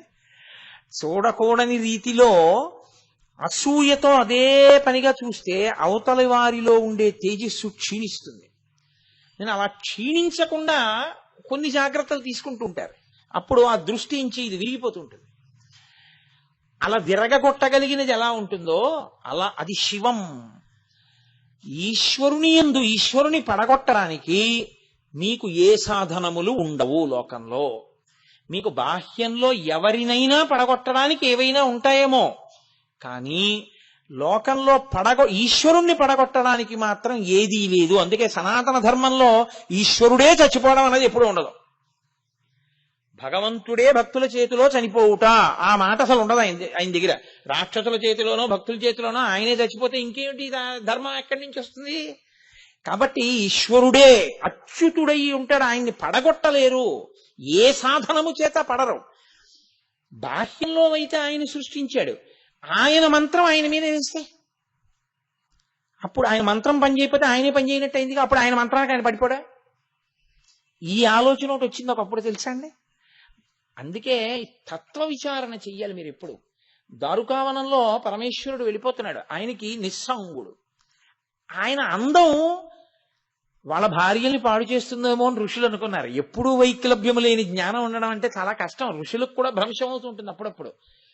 ఏమీ తెలియని వాళ్ళలా ఉండేవాళ్ళు ఎవరంటే అమాయకుల్లా ఉండేవాళ్ళు ఎవరో వాళ్ళకే నిశ్చల భక్తి ఉంటుంది. అన్నీ తెలిసిన వాడికి అమావాస్య మరణం, ఏమీ తెలియని వాడికి ఏకాదశి మరణం అంటారు. అందుకే భాగవతంలో కూడా ఇలాంటి ఘట్టం ఒకటి ఉంది. ఋషిపత్నులు కృష్ణుడికి అన్నం తెచ్చి పెట్టుట అని. కంసుడికి భయపడి ఋషులు తేలేదు, ఋషిపత్నులు తీసుకొచ్చి పెట్టారు. పెడితే మోక్షం పొందారు వాళ్ళు. అలాగే దారుకావనంలో పరమశివుడు పెడుతుంటే ఋషిపత్నులు ఆయన వెంట వెళ్ళారు. ఋషులకు ఆగ్రహం వచ్చింది. అదేమిటి ఈయన మా పత్నులు ఆయన వెంట పెడుతున్నారని ఆగ్రహం వచ్చి వెంటనే పరమేశ్వరుణ్ణి నిర్జించాలని బాహ్య సాధనములు కొన్ని వేశారు ఆయన మీదకి. ఒక ఇనప శూలాన్ని వేశారు. ఆయన దాన్ని వంచిలా పట్టుకున్నాడు. అలా ఒక పులిని విడిచిపెట్టారు, దాన్ని తోలు ఒలిచి కట్టుకున్నాడు. ఆఖరణ వాళ్ళు ఏం చేశారంటే ఆయన మంత్రములతో సృజించినవి ఆయన రూపములే కాబట్టి ఆయన్ని పడగొట్టకపోతే ఆయనే పని చేయనట్టు అవుతుంది. కాబట్టి అదే వేసేస్తామని ఒక ఆభిచారిక హోమం చేసి అందులోంచి ఒక పావుని సృష్టించి ఆయన మీదకి విడిచిపెట్టారు. ఆయన పావు దగ్గరికి వస్తుంటే దాన్ని తీసి ఇలా పట్టుకుని అలా మెడలో పడేసుకుంటే అలా కూర్చున్నది. ఎన్ని పావులు అనుకుంటున్నారు? ఒక్క పావు కథ అనుకుంటున్నారా? ఆయన మెడలో ఉన్న పావులన్ని కథలు మొదలు పెడితే పావులు ఎన్నున్నాయో అన్ని కథలవుతాయి. కాబట్టి భుజంగ భూషణ అంటే అదే అయిపోయే నామం కాదు అది. ఆ భుజంగ భూషణ తత్వము ఎంత వెళ్ళిపోతుందో, ఎంత దూరం వెళ్ళిపోతుందో. కాబట్టి నన్ను నిర్జించగలిగినవి, నన్ను పడగొట్టగలిగినవి ఎక్కడా ఏవి ఈ లోకంలో లేవు. మీరు మీ ఉద్ధరణకి వాడుకోవాలి తప్ప నన్ను పడగొట్టడానికి పనికొచ్చేవన్నవి ఎక్కడా ఏ సాధనమునందు లేదు. నేను అచ్యుతుడను, అన్నీ నా యందు లీనమైపోవలసిందే తప్ప నన్ను పడగొట్టగలిగినవి లేవు. ఇది నిరూపించడానికి ఆయన ఆ పావును తీసి మెడలో వేసుకున్నాడు కాదు. ఇంకొక అర్థం ఏమిటో తెలుసా అండి? పాము రెండిటిని సంకేతిస్తుంది. ఒక పాము మనం శాస్త్రంలో ఎలా చెప్తామంటే నీచమైన పాము అని చెప్తాం. ఇంకొక పాము ఎప్పుడూ అనుగ్రహ స్వరూపమైన పాము అని చెప్తాం. అందుకే మీరు చూడండి, నాగస్పర్శ లేని దేవత ఉండరు. అసలు మీకు యథార్థంగా మాట్లాడితే మనం అంటే యజ్ఞోపవీతం నూలుతో చేసింది వేసుకుంటాం. పరమేశ్వర స్వరూపాలు ఏవి కూడా యజ్ఞోపవీతాలు నూలుతో చేసినవి కాని బంగారంవి కాని వేసుకో. అవి నాగ యజ్ఞోపవీత ధారణం, ధారిణం. ఆయన నాగమును యజ్ఞోపవీతంగా వేసుకుంటాడు, పావుని వేసుకుంటాడు యజ్ఞోపవీతంగా. శ్రీ మహావిష్ణువు నాగశయ్యనుడు, ఆయన శేషుడి మీద పడుకుంటారు. పరమశివుడు నాగాభరణుడు. వినాయకుడు ఏదో వడ్డాణం పెట్టుకున్నట్టు పావును దాన్ని ఇలా తీసుకొచ్చి ఇలా ముడేసుకుంటాడు. ముడేసుకుంటే అది ఇలా పడగ విప్పి ఆ బొజ్జనంతటిని చుట్టూ ఇలా ఉంటుంది, అదో వడ్డాణంలా ఉంటుంది ఆయనకి. మీరు ఎవరిని చూడండి, ప్రతి వాళ్ళకి నాగము ఆభరణమై ఉంటుంది, నాగాభరణము ఉండి తీరుతుంది. అసలు ఇంకా మాట్లాడితే నాగాభరణాలు పెట్టుకున్నారని శ్రీ మహావిష్ణువు ఈ పక్కన పెట్టుకున్న వాటికి ఇలా పడగలు పట్టుంటాయి, నాగాభరణం పెట్టుకున్నాడంటారు. అందుకే చంద్రశేఖర భారతీ స్వామి వారి దగ్గరికి కొంతమంది వెళితే ఆయన అందరినీ పేర్లు అడిగితే చెప్పారు. ఒక ఆయన వీళ్ళందరూ వెళ్ళిపోయాక చెప్తానన్నారు. ఏమలాగా అంటే కాదు లేడి చెప్పుకోవడానికి కొంచెం మొహమాటం అన్నాడు ఆయన. అందరూ వెళ్ళిపోయాక ఏమిటి నీ పేరు అన్నారు ఆయన. భుజంగం అండి అన్నాడు. భుజంగం అంటే చెప్పడానికి భయం ఎందుకు అన్నారు ఆయన. భుజంగం అంటే పావు కదండి, సిగ్గేసి చెప్పలేదన్నాడు. అంటే ఆయన అన్నారు, చంద్రశేఖర భారతీ స్వామి వారు మీ నాన్నగారు అమ్మగారు చాలా దూరదృష్టి ఉన్నవారు. లోకంలో అన్నిటికన్నా తక్కువ విలువ ఉన్న దాన్ని అలా పడేస్తారు, బాగా విలువైన దాన్ని బీరువాలో పెట్టి దాచుకుంటారు దొంగలకి దొరకకూడదని. ఇంటికెళ్ళి ఉత్తరీయం తీసి అలా పడేస్తాను, లాల్చీ తీసి ఉతకడానికి పడేస్తాను. మెళ్ళో రుద్రాక్షమాల మాత్రం జాగ్రత్తగా పెట్టుకుంటాను. అలాగే భుజంగం పాము విష్ణువుకి శయనం, ఆయనకి ఆభరణం. కాబట్టి నిన్నెవరో ఒకరు చూడటం కాదు, శివకేశవులు ఇద్దరు కూడా జాగ్రత్తగా చూస్తారు. అందుకని మీ వాళ్ళు నీకు భుజంగమని పేరెడితే చెప్పడానికి మొహమాటపడతానటో, నీకన్నా గొప్ప పేరు ఎవరికి ఉందన్నారు ఆయన. నువ్వు చూసే దృష్టికోణంలో ఉంటుంది భక్తి అన్నది. కాబట్టి ఒక పాము ఎప్పుడూ పాడు చేస్తూ ఉంటుంది. ఏది ఆ పాము అంటే దేవతలలోనే ఉండేటటువంటి దేవతా స్వరూపం రోహిణీ శక్తి అంటారు. ఆవిడేం చేస్తుందంటే మనం తిన్నటువంటి ఆహారంలో అత్యంత సూక్ష్మతమైనటువంటి దాన్ని చాలా తక్కువ అంత శక్తివంతంగా మార్చి శరీరంలో తేజస్సుగా తయారు చేస్తుంది ఆవిడ. అధోముఖంగా పాడు చేసే పాము అన్న దానికి అర్థం ఏమిటో తెలుసా అండి? ఆ పాము అది తల ముందు లోపలికి పెట్టి పుట్టలోకి వెళ్ళిపోయే పాము అనమాట. అది ఏం చేస్తుందంటే ఆ తేజస్సుని లౌకికమైనటువంటి స్త్రీ పురుష సంబంధమైన కామము కల్పించి విశేష కామము వలన అర్థం పర్థం లేకుండా శరీరంలో ఉన్న తేజస్సు నిరంతరం క్షయమైపోయేటట్టుగా చేస్తుంది. దాని వలన తేజోహీనుడై ప్రాణశక్తి గ్రసించబడి ఓజోశక్తి పెరగక, జ్ఞాపక శక్తి ఉండక, విషయాలని ధారణ చెయ్యలేక, ఆసన శుద్ధితో కూర్చోలేక, ఈశ్వరుడు యందు జ్ఞాననేత్రము తెరవలేక ధ్యాన శక్తి నశించిపోతూ ఉంటుంది. దానివలన ఈశ్వరుణ్ణి చేరలేడు. ఇంకొకటి ఊర్ధ్వముఖ చలనం చేస్తుంది, అది పైకెక్కుతుంది. దాని మంత్ర రహస్యాన్ని బహిరంగ వేదికల మీద చెప్పేది కాదు అది, ఆ కుండ యోగం గురించి. అది ఆ పాము ఓజోశక్తిగా మారుస్తుంది, తేజోశక్తిని ఓజోశక్తిగా మారుస్తుంది. అది ఆ ఓజస్సుగా మార్చగలిగింది ఈశ్వరుడికి దగ్గర చేసేస్తుంటుంది. కాబట్టి ఇప్పుడు పైకెత్తగలిగిన పాము ఒకటి, పడగొట్టగలిగిన పాము ఒకటి.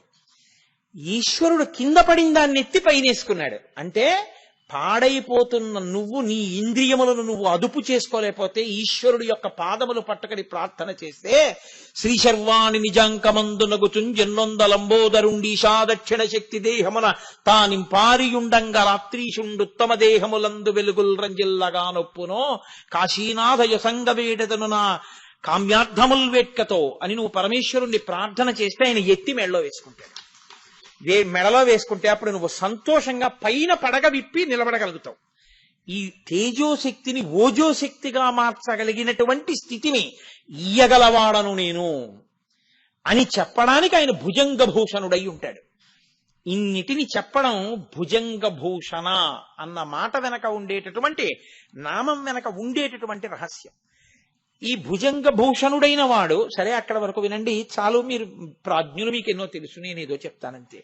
కాబట్టి ఆ భుజంగభూషణుడు రుద్రుడు అన్న మాట చాలా జాగ్రత్తగా మీరు అర్థం చేసుకోవాలి. ఎందుకంటే యజుర్వేదంలో అసలు ఆ అధ్యాయానికి పేరే రుద్రాధ్యాయము.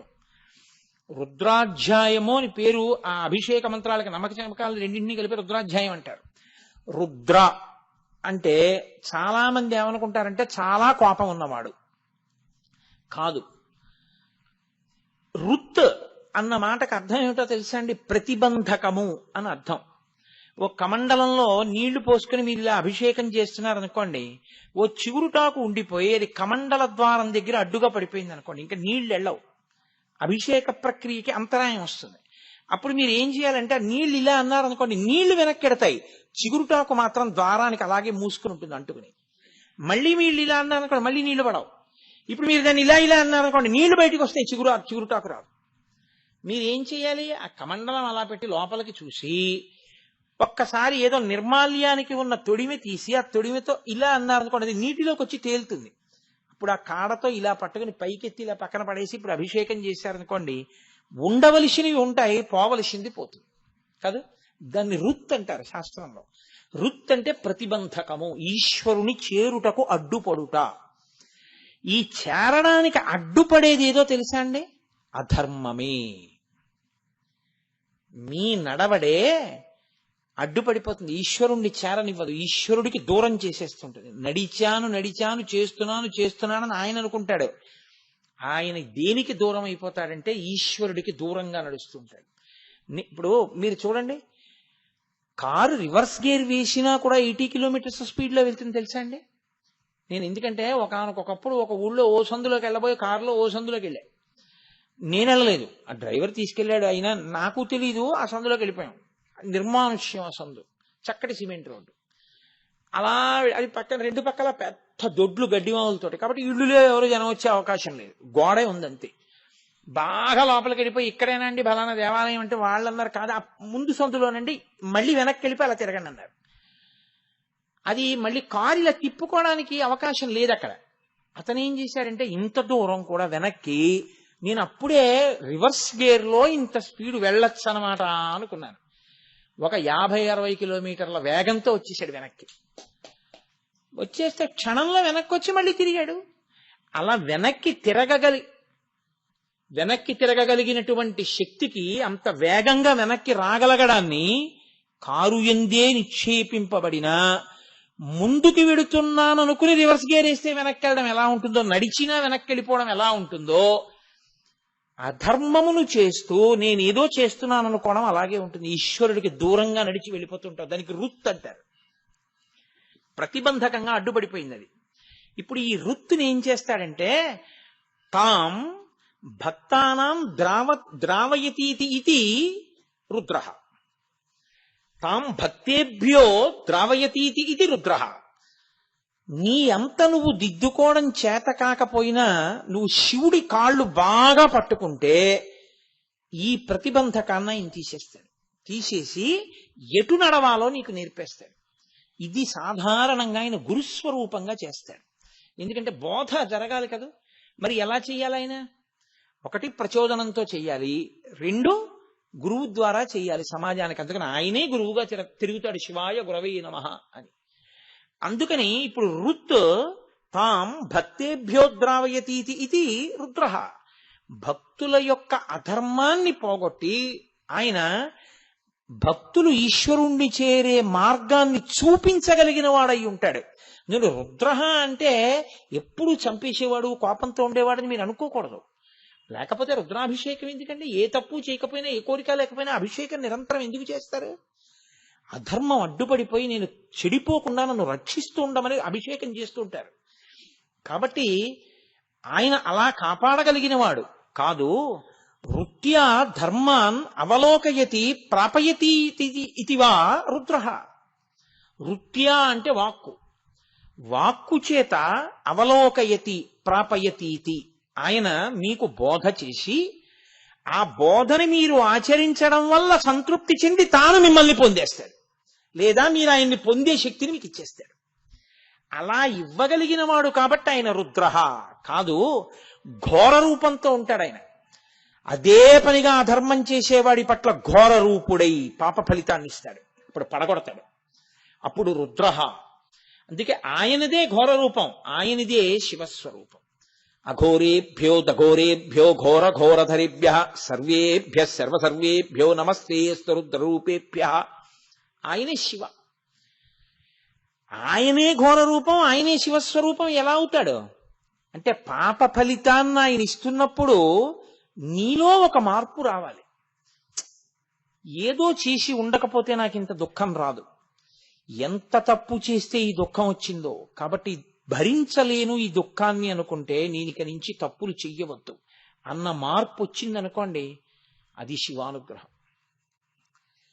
నాకు ఈశ్వరుడు ఏం చేశాడండి అని శివుడి కాళ్ళు వదిలేసావనుకో, నీకు ఆసురీ ప్రవృత్తి బాగా ఉంది అని గుర్తు, ఇంకా చెడిపోవడానికి సిద్ధపడ్డాడు అని గుర్తు. అందుకే దుఃఖం వచ్చినప్పుడే భగవంతుణ్ణి గట్టిగా పట్టుకోవాలి. రెండో విచిత్రం ఏమిటో తెలుసా అండి, అసలు భగవంతుణ్ణి బాగా పట్టుకోవడానికి అవకాశం దుఃఖం ఉంటేనే. అందుకే కుంతీదేవి అంది, నాకు అసలు సుఖం వద్దు, దుఃఖమే ఇయ్యండి. దుఃఖమే ఇస్తే నిన్ను బాగా పట్టుకుంటాను, అంతకన్నా కావలసిందే ఉంది. దుఃఖం ఉంటే ఉంది, నిన్ను పట్టుకుంటానుగా, దుఃఖం ఇస్తూ ఉన్నది. ఆ కోణంలో విచారణ వచ్చిందనుకోండి, జీవిత గమనం వేరుగా ఉంటుంది.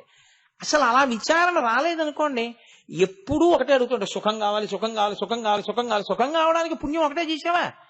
పోనీ ఇప్పుడు చేస్తున్నావా పుణ్యం ఒకటే? చేయట్లా పాపం, మరి ఎవరు అనుభవిస్తారు? అనుభవించాలి. కాబట్టి ఈశ్వరా నేను పాపము చేయకుండా ఉండాలి ఆయనకి చెప్పి నీ నడుబడిని నియంత్రించమని ఆయన అడుగు, అప్పుడు ఆయన నీ నడవడిని నియంత్రిస్తాడు. అది శరణాగతిలోకి ఎడుతుంది. కాబట్టి ఆయన లోకమునకు ధర్మాన్ని చెప్తూ ఉంటాడు. ఇలా ఉండవద్దు, ఇలా ఉండవద్దు అని చెప్పి, ఎవడు ఎలా ఉండాలని చెప్పాడో అలా ఉండగలిగిన స్థితిని పొందగలిగితే వాడు ఆయనని పొందేస్తాడు చిట్ట చివర. ఇందులో గమ్మత్తు ఒక్కటే, మీరు కొంచెం జాగ్రత్తగా పట్టుకునే ప్రయత్నం చేయండి. నిషిద్ధ కర్మ, విహిత కర్మ అని రెండు ఉంటాయి. విహిత కర్మ ఏదో కారణానికి చేస్తాడు, ఆలస్యమో ముందో ఏదో ఒకటి. రోజు స్నానం చేయాలి సుమండి అని నేను అన్నాను అనుకోండి, 12ంటికో చేస్తాడు, 1 గంటకో చేస్తాడు, 10ంటికన్నా చేస్తాడు, తెల్లారకట్టన్నా చేస్తాడు. ఓ అగరత్తు మీరు ఈశ్వరుడికి చూపించండి అన్నాను అనుకోండి, ఏదో అగరత్తు చిన్నదో పెద్దదో పొడుగుదో పొట్టిదో ఏదో అగరత్తు చూపిస్తాడు. మీరు సూర్యాస్తమయ సమయంలో ఎప్పుడూ నిద్రపోకండి అని నేను అన్నాను అనుకోండి, దీనికి ప్రాయశ్చిత్తం మళ్ళీ ఆయన కనపడ్డప్పుడు అడుగుదాం లేని పడుకుంటాడు. నిషిద్ధ కర్మ చెయ్యకుండా ఉండలేడు, విహిత కర్మ ఎలాగో అలా చేస్తాడు. ఇది చెయ్యొద్దు అన్నదాన్ని చెయ్యకుండా ఉండగలిగితే లోకంలో ఇంత శాస్త్రం అక్కర్లేదు. ఒక్క మాట చెప్పేస్తే అయిపోలేదండి, అందరూ పుణ్యాత్ములే. నిషిద్ధ కర్మాచరణము చెయ్యకుండా మనం ఉండలేము. ఇప్పుడు ఈశ్వరానుగ్రహం కలగడం అన్న మాట ఎక్కడ మొదలవుతుందో నేను మీకు చెప్తాను, కొంచెం జాగ్రత్తగా పట్టుకోండి. అక్కర్లేని తిరుగుడు తిరిగేవాడు పూర్వం. సాయంకాలం అయింది అంటే ఇక వీధిలో తిరగడమే. ఇప్పుడు వీధిలో తిరగడం నిషిద్ధ కర్మ, అక్కర్లేని దానికి అలా తిరుగుతూ ఉండకూడదు. తిరిగితే నువ్వు గుళ్ళోకి వెళ్ళి ప్రదక్షిణం చేయాలి, లేకపోతే ధ్యానం చేయాలి, లేకపోతే ఓ సద్గంధ పఠనం చేయాలి, లేకపోతే ఓ 4 మంచి మాటలు మాట్లాడుతూ ఉండాలి. ఇవేమీ చేయకుండా, విహిత కర్మ చేయకుండా నిషిద్ధ కర్మ చేస్తున్నావు. శివానుగ్రహం ప్రారంభమైందని గుర్తేమిటో తెలుసా అండి? ఆయన మీకు గుళ్ళో కనపడకపోవచ్చు, ఆయన పుస్తకాలు చదువుకోపోవచ్చు, ఆయన ధ్యానం చేయకపోవచ్చు, రోడ్డు మీద తిరగట్లేదు. మీరు పట్టుకున్నారా లేదో? నిషిద్ధ కర్మ ఆగిపోయింది. నిషిద్ధ కర్మ ఆగింది అంటే జన్మజన్మాంతరాలుగా తరువుకొస్తున్నటువంటి పెద్ద వ్యసనం ఒకటి తప్పిపోయింది. అసలు ముందు ఈశ్వరానుగ్రహాన్ని పొందుతున్నాడు అని గుర్తేమిటంటే నిషిద్ధ కర్మ ఆగుతుంది. విహిత కర్మ ఏం చేస్తుందో తెలుసా అండి? ఉత్తినే ఉండలేడు. కాబట్టి ఏం చేస్తాడంటే ఇది మొదలెడతాడు. అప్పుడు దీని యందు ప్రీతి రావడం, అలా చేయడం, ఈశ్వరుణ్ణి పొందడం మార్గం ఒకటి వచ్చేస్తుంది. ఉత్తర జన్మలు పాడైపోవు. లేకపోతే ఏమవుతుందంటే నిషిద్ధ కర్మ వల్ల ఉత్తర జన్మలు నశించిపోతాయి, పాడైపోయి తిరియక్కైపోతాడు. అయిపోకుండా కాపాడుతుంటాడు, అది రుద్రుడు అన్న మాటకు అర్థం. నువ్వు ఆయన కాళ్ళు పట్టుకుంటే, నువ్వు ఆయనకి నమస్కారం చేస్తే, ఆయన దగ్గరికి వెళ్ళి చెప్పుకుంటే ఆయన నిషిద్ధ కర్మని భంజించగలిగిన శక్తి నీకు ఇచ్చేస్తాడు. అంతే, నీకు ఉద్ధరణ మొదలైపోయిందండి. మీరు ఒక్కటే గుర్తుపెట్టుకోండి, ఇటువైపు వెడితే శ్రీశైలం వస్తుంది, ఇటువైపు వెడితే మళ్ళీ కాకినాడ వెళ్ళిపోతారు. మీరు శ్రీశైలం వెళ్ళాలి, కాకినాడ నుంచి బయలుదేరి ఇలా వెళ్ళిపోతున్నారు, ఇలా వెళ్ళిపోతే శ్రీశైలం వెళ్ళాలి. పొరపాటున ఎక్కడో ఆగి కాసేపు విశ్రాంతి తీసుకుని అటు తిరిగి ఇటు తిరిగి తిరగడంలో, ఏదో సందులోకి వెళ్ళి తిరిగి రావడంలో ఏమైందంటే వెనక్కి వచ్చి, నేను ఒకసారి అలాగే చేశాను. ధర్మస్థలిలో మోహన్ రావు ఇక్కడే ఉన్నారు, మేము ఆయన కలిసి సాయంకాలం 6 గంటలకి కార్యక్రమం శృంగేరి వెళదామని, రాత్రి 9కో 10కో మేము మళ్ళీ ధర్మస్థలం వచ్చేసాం. అంటే మేము ఏ రోడ్డు మీద వెళ్ళామన్నమాట, కొంత దూరం శృంగేరి వైపుకి వెళ్ళి మళ్ళీ ధర్మస్థలం వచ్చే రోడ్డు ఎక్కేసి వెనక్కి వచ్చేసాం అనమాట. వెనక్కి వచ్చేయడం నిషిద్ధ కర్మ. కనీసంలో కనీసం అరే మళ్ళీ ధర్మస్థలం వైపు వెళ్ళిపోతున్నామని మనం ఆగేమనుకోండి, ఇంత వెనక్కి వెళ్ళావుగా, దారి ఎక్కడ తప్పావో అక్కడ దిద్దుకుంటావు.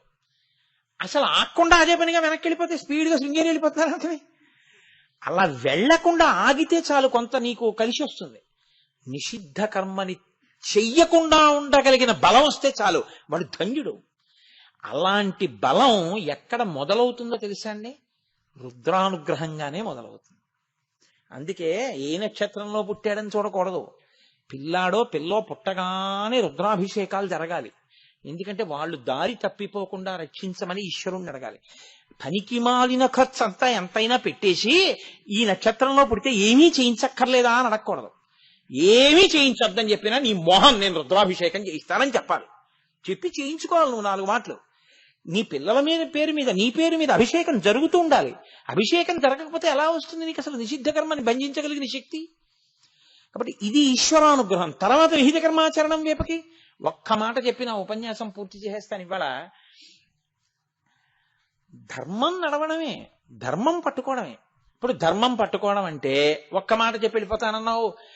ధర్మం అంటే స్నానం చేయడమా, పూజ చేయడమా, ఏం చేయడం? మనుష్యులకు సంబంధించినంత వరకు పరమధర్మం ఏమిటో తెలుసా అండి? మీ బాధ ఏదో దాన్ని ఇతరుల యందు కూడా మీరు చూసి ఆ బాధ తీర్చడానికి మీకున్నది మీరు ఇవ్వగలిగిన ప్రజ్ఞ మీ యందు పెంచుకొనుట. ఇందులో అన్నిటికన్నా పెద్ద బాధ ఏదో తెలుసా అండి? ఆకలియే. ఆకలి తట్టుకోలేని బాధ. అన్ని దానముల కన్నా అన్నదానము మిన్నా అని ఎందుకంటారంటే ఆ బాధ ఉంటే వాడు ఏమీ చేయలేడు. పట్టెడన్నం నువ్వు పెట్టగలిగితే అంతకన్నా గొప్పది లోకంలో లేదు. కానీ దీనికి వచ్చిన పెద్ద సమస్య ఏమిటో తెలుసా అండి? ఇష్టాపూర్తములు అని మనకి శాస్త్రంలో 2 మాటలు ఉంటాయి. అన్నం పెట్టడం అంటే అన్నం పెట్టేయడం కాదు, మీరు తెలుసుకుని చెయ్యాలి. ఇష్టాపూర్తములు అంటారు. పూర్తము అన్న మాటకు అర్థం ఏంటంటే అందరి చెయ్యి పడితేనేది శ్రేష్టము అని. పూర్తము ఒక గుడి కట్టుట. శివాలయ పునర్నిర్మాణానికి నేను ఎవరికో అయ్యా నేను వచ్చి మీకు 20 రోజులు ఉపన్యాసాలు చెప్తాను, మీరు ఒక్క 10 లక్షలు ఇవ్వండి అని చెప్పి పట్టుకొచ్చి 10 లక్షలు ఇప్పించేసాను అనుకోండి, అది గొప్పదేం కాదు, ఆయన గొప్పవాడు. ఓ హుండీ పెడతాను, మనందరం తలకో చెయ్యి వేసి గుడి కట్టుకుందాం అంటే ఆ హుండీలో కొంత డబ్బు వచ్చింది అనుకోండి, అది పూర్తము. రిక్షా తొక్కేవాడి దగ్గర నుంచి కాలు మీద కాలేసుకు బతికేవాడి ద్రవ్యంతో కలిపి ఆ డబ్బు ఉంది. ఇప్పుడు ఆ డబ్బుతో గుడి వస్తోంది. అందరూ కలిపి గుడిని బతికించుకున్నారు. పూర్తం. పూర్తం ఎప్పుడు అందరం కలిసి చేయడం మంచిది. పల్లకి పట్టుకోవాలి, అందరం పల్లకి పట్టుకుంటాం. రథం లాగాలి, అందరం లాగాలి. గుడి కట్టాలి, అందరం కట్టాలి. ఉత్సవం చెయ్యాలి, అందరం కలిసి చెయ్యాలి. నీకు ఆకలేసింది, నువ్వు ఒక్కడివే తినాలి. అది ఇష్టం. ఇష్ట అంటే ఏమిటో తెలుసా అండి? శాస్త్ర పఠనము, అనుష్ఠానము, ఉపాసన, యజ్ఞయాగాది క్రతువులు నీ ఒక్కడివే చేస్తూ ఉండడం. ఈ 2 చేస్తే ఏమవుతుందంటే చిత్తశుద్ధి వస్తుంది. మీకు వెంటనే అది ఏదో గొప్పగా ఈశ్వరానుగ్రహాన్ని ప్రసరించేస్తుందని నేను అంటలేదు. చిత్తశుద్ధి వస్తుంది. ఈ చిత్తశుద్ధి వస్తుందన్న మాట ఎందుకంటున్నానో తెలుసా అండి? అది పాడు కూడా చేసేస్తుంది. అందుకే పెళ్లి చేసేటప్పుడు పెళ్లి కొడుకుని తీసుకొచ్చి వీడికి పిల్లనివ్వచ్చా ఇవ్వకూడదా ఎవరు చెప్పాలో తెలుసా? కన్యాదాత గారు కాదు పిల్లనిచ్చేయడానికి సిద్ధపడవలసింది. తండ్రి కాదు వీడికి పిల్లనిచ్చేయండి అని చెప్పేది. పెళ్లి కొడుక్కి స్నాతకం జరుగుతున్నప్పుడు వేదిక మీద గురువు గారు తప్పకుండా ఉండాలి. గురువు గారు ఏం చెప్తారంటే, నాయనా నువ్వు గృహస్థాశ్రమంలో పెడుతున్నావు కదా, నువ్వు 10 మందికి పెట్టి నువ్వు బతకాలి. కాబట్టి పెడతావా? సత్యం వద ధర్మంచర ధర్మాన్న ప్రమదితవ్యం. ధర్మం విషయంలో పొరపాటు పడకుండా ఉంటావా? అలాగే గురువుగారు ఉంటాను. అయితే సత్యాన్న ప్రమదితవ్యం. సత్యం విషయంలో పొరపాటు పడకుండా ఉంటావా? ఉంటాను. కుశలాన్న ప్రమదితవ్యం. కౌశలం నేర్చుకుంటావా? దర్భని ఎంతవరకు కొయ్యాలో అంతవరకే కొయ్యాలి. నీకెంత కావాలో అంత పుచ్చుకోవాలి తప్ప అక్కర్లేని వాటికి వెంపర్లు ఆడకుండా ఉండగలవా లోకంలో? ఉంటాను. 10 మందికి పెడతావా? పెడతాను. ఇచ్చేటప్పుడు ఎలా పెడతావు? ఎందుకో తెలుసా అండి? పెట్టడమే కొంప ముంచడం మొదలెడుతుంది. ఏమిటో తెలుసా కారణం? ఆయన దాత ఒక పేరు వస్తుంది. ఇప్పుడు అందరూ ఆయన్ని చూసి ఏమండం మొదలెడతారంటే, మహానుభావుడండి, ఆయన ఎన్నిచ్చాడో తెలుసా, ఆయన ఇన్నిచ్చాడో తెలుసా. పాపం ఆయన ఉద్ధరణ పొందుదామని మొదలెట్టాడు, ఈశ్వరుణ్ణి చేరుకుందామని మొదలెట్టాడు, ఈశ్వరుడి గురించి ప్రస్తావన మొదలెట్టాడు. అందరూ కలిసి ఆయనేనండి అంత ఇచ్చాడు, ఆయనేనండి అంత ఇచ్చాడు అని అస్తమానం అంటుంటే, నేనేనండి అంత ఇచ్చాను అన్నది ఆయనకు వస్తుంది. ఈ అహంకారం ఏం చేస్తుందంటే పడగొట్టేస్తుంది. ఇది పడగొట్టకుండా ఉండడానికి గృహస్థాశ్రమంలో వెళ్ళిన వాడికి ఏం చెప్తారో తెలుసా అండి? శ్రియాదేయం. నువ్విచ్చేటప్పుడు శ్రియాదేయం, హ్రియాదేయం, సంవిధాదేయం, శ్రద్ధయాదేయం, అశ్రద్ధయా అదేయం. శ్రద్ధగా ఇవ్వాలి సుమా, సిగ్గుపడుతూ ఇవ్వాలి సుమా, లజ్జతో ఇవ్వాలి సుమా, భయపడుతూ ఇవ్వాలి సుమా. ఎందుకని? మిగిలిన దేశాలకి మన దేశానికి తేడా ఎక్కడో తెలుసా అండి? పెద్ద సభ చేసి ఒకడికి ఫీజు కడుతున్నానంటే, ఫీజు కట్టే వాళ్ళందరూ కలిసి ఓ డబ్బాలో డబ్బులు వేసుకుని, ఫీజు ఎవడికి కడుతున్నారో వాడిని వచ్చి సభలో నించొమ్మని వాడికి కుర్చీ ఇవ్వకుండా వీళ్ళందరూ కుర్చీలు వేసి కూర్చుని, డబ్బు లేని పిల్లలకి కొంతమందికి ఫీజులు కడుతున్నాం, ఆ డబ్బు లేని పిల్లలారా నడిచిరండని పేరు పిలిచి వాడు నడిచొస్తుంటే, ఇంతమంది మధ్యలో డబ్బున్న వాళ్ళమని వీళ్ళు కుర్చీల్లో కూర్చుంటే వాడిని పిలిచి వాడికి ఆ డబ్బిస్తే వాడు సంతోషంతో తీసుకుంటాడా, సిగ్గుతో చచ్చిపోతాడా? మీరు ఆలోచించండి. మనకి సనాతన ధర్మం ఏం నేర్పిందంటే, అలా డాంబికముగా ఇయ్యవద్దు. నువ్వు ఇచ్చేటప్పుడు సిగ్గుతో ఇయ్యి. ఎందుకు ఇవ్వాలి సిగ్గుతో? ఈశ్వరా, ఇది ఎవరికన్నా తెలిసిపోయిందేమో నేను ఇచ్చానని సిగ్గుతో ఇయ్యి. ఈశ్వరా, నువ్వు నాకు ఇచ్చినంత నేను నిజంగా ఇచ్చేస్తున్నానా? సిగ్గుపడుతూ ఇయ్యి. ఈశ్వరా, అతనికి నిజంగా ఆర్తి తీరగలిగినంత నేను ఇవ్వగలుగుతున్నానా? లజ్జతో ఇయ్యి.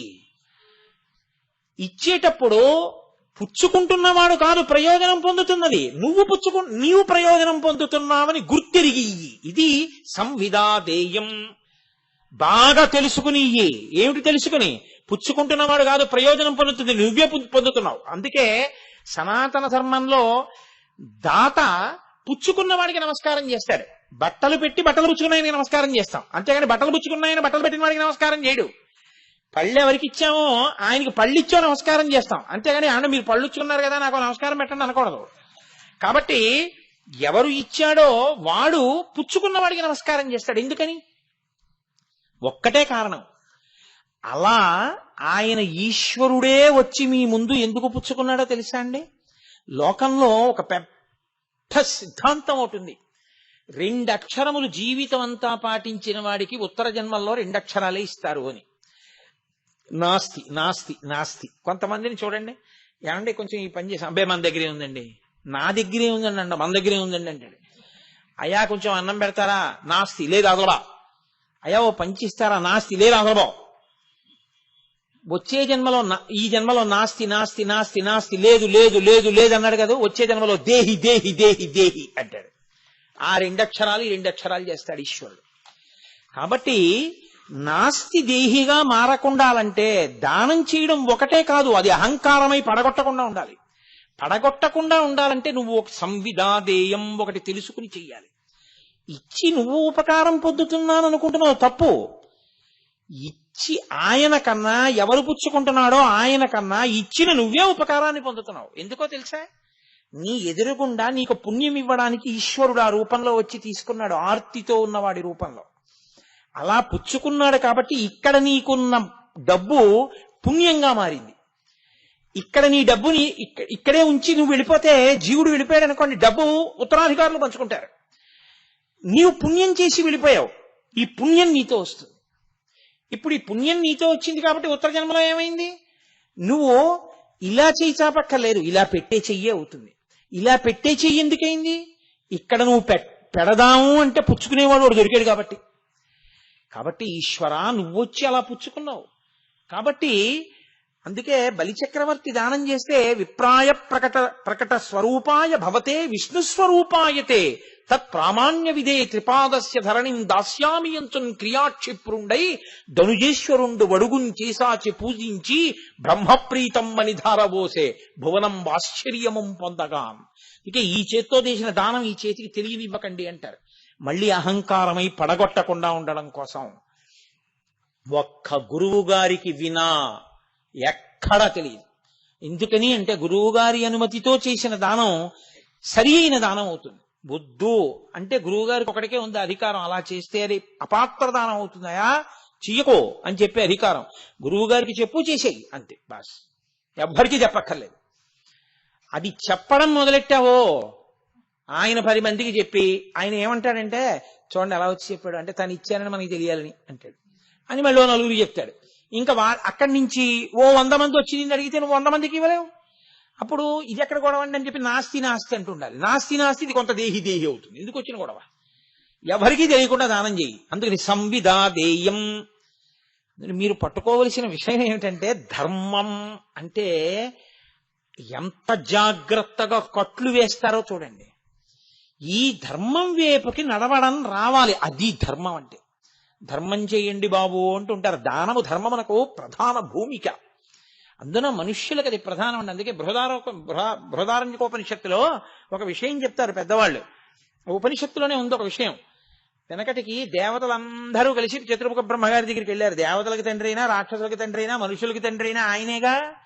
దేవతలందరూ వెళ్ళి నాన్నగారండి నాన్నగారండి మేమేం చెయ్యమని అడిగారు. దా అన్నాడు ఆయన.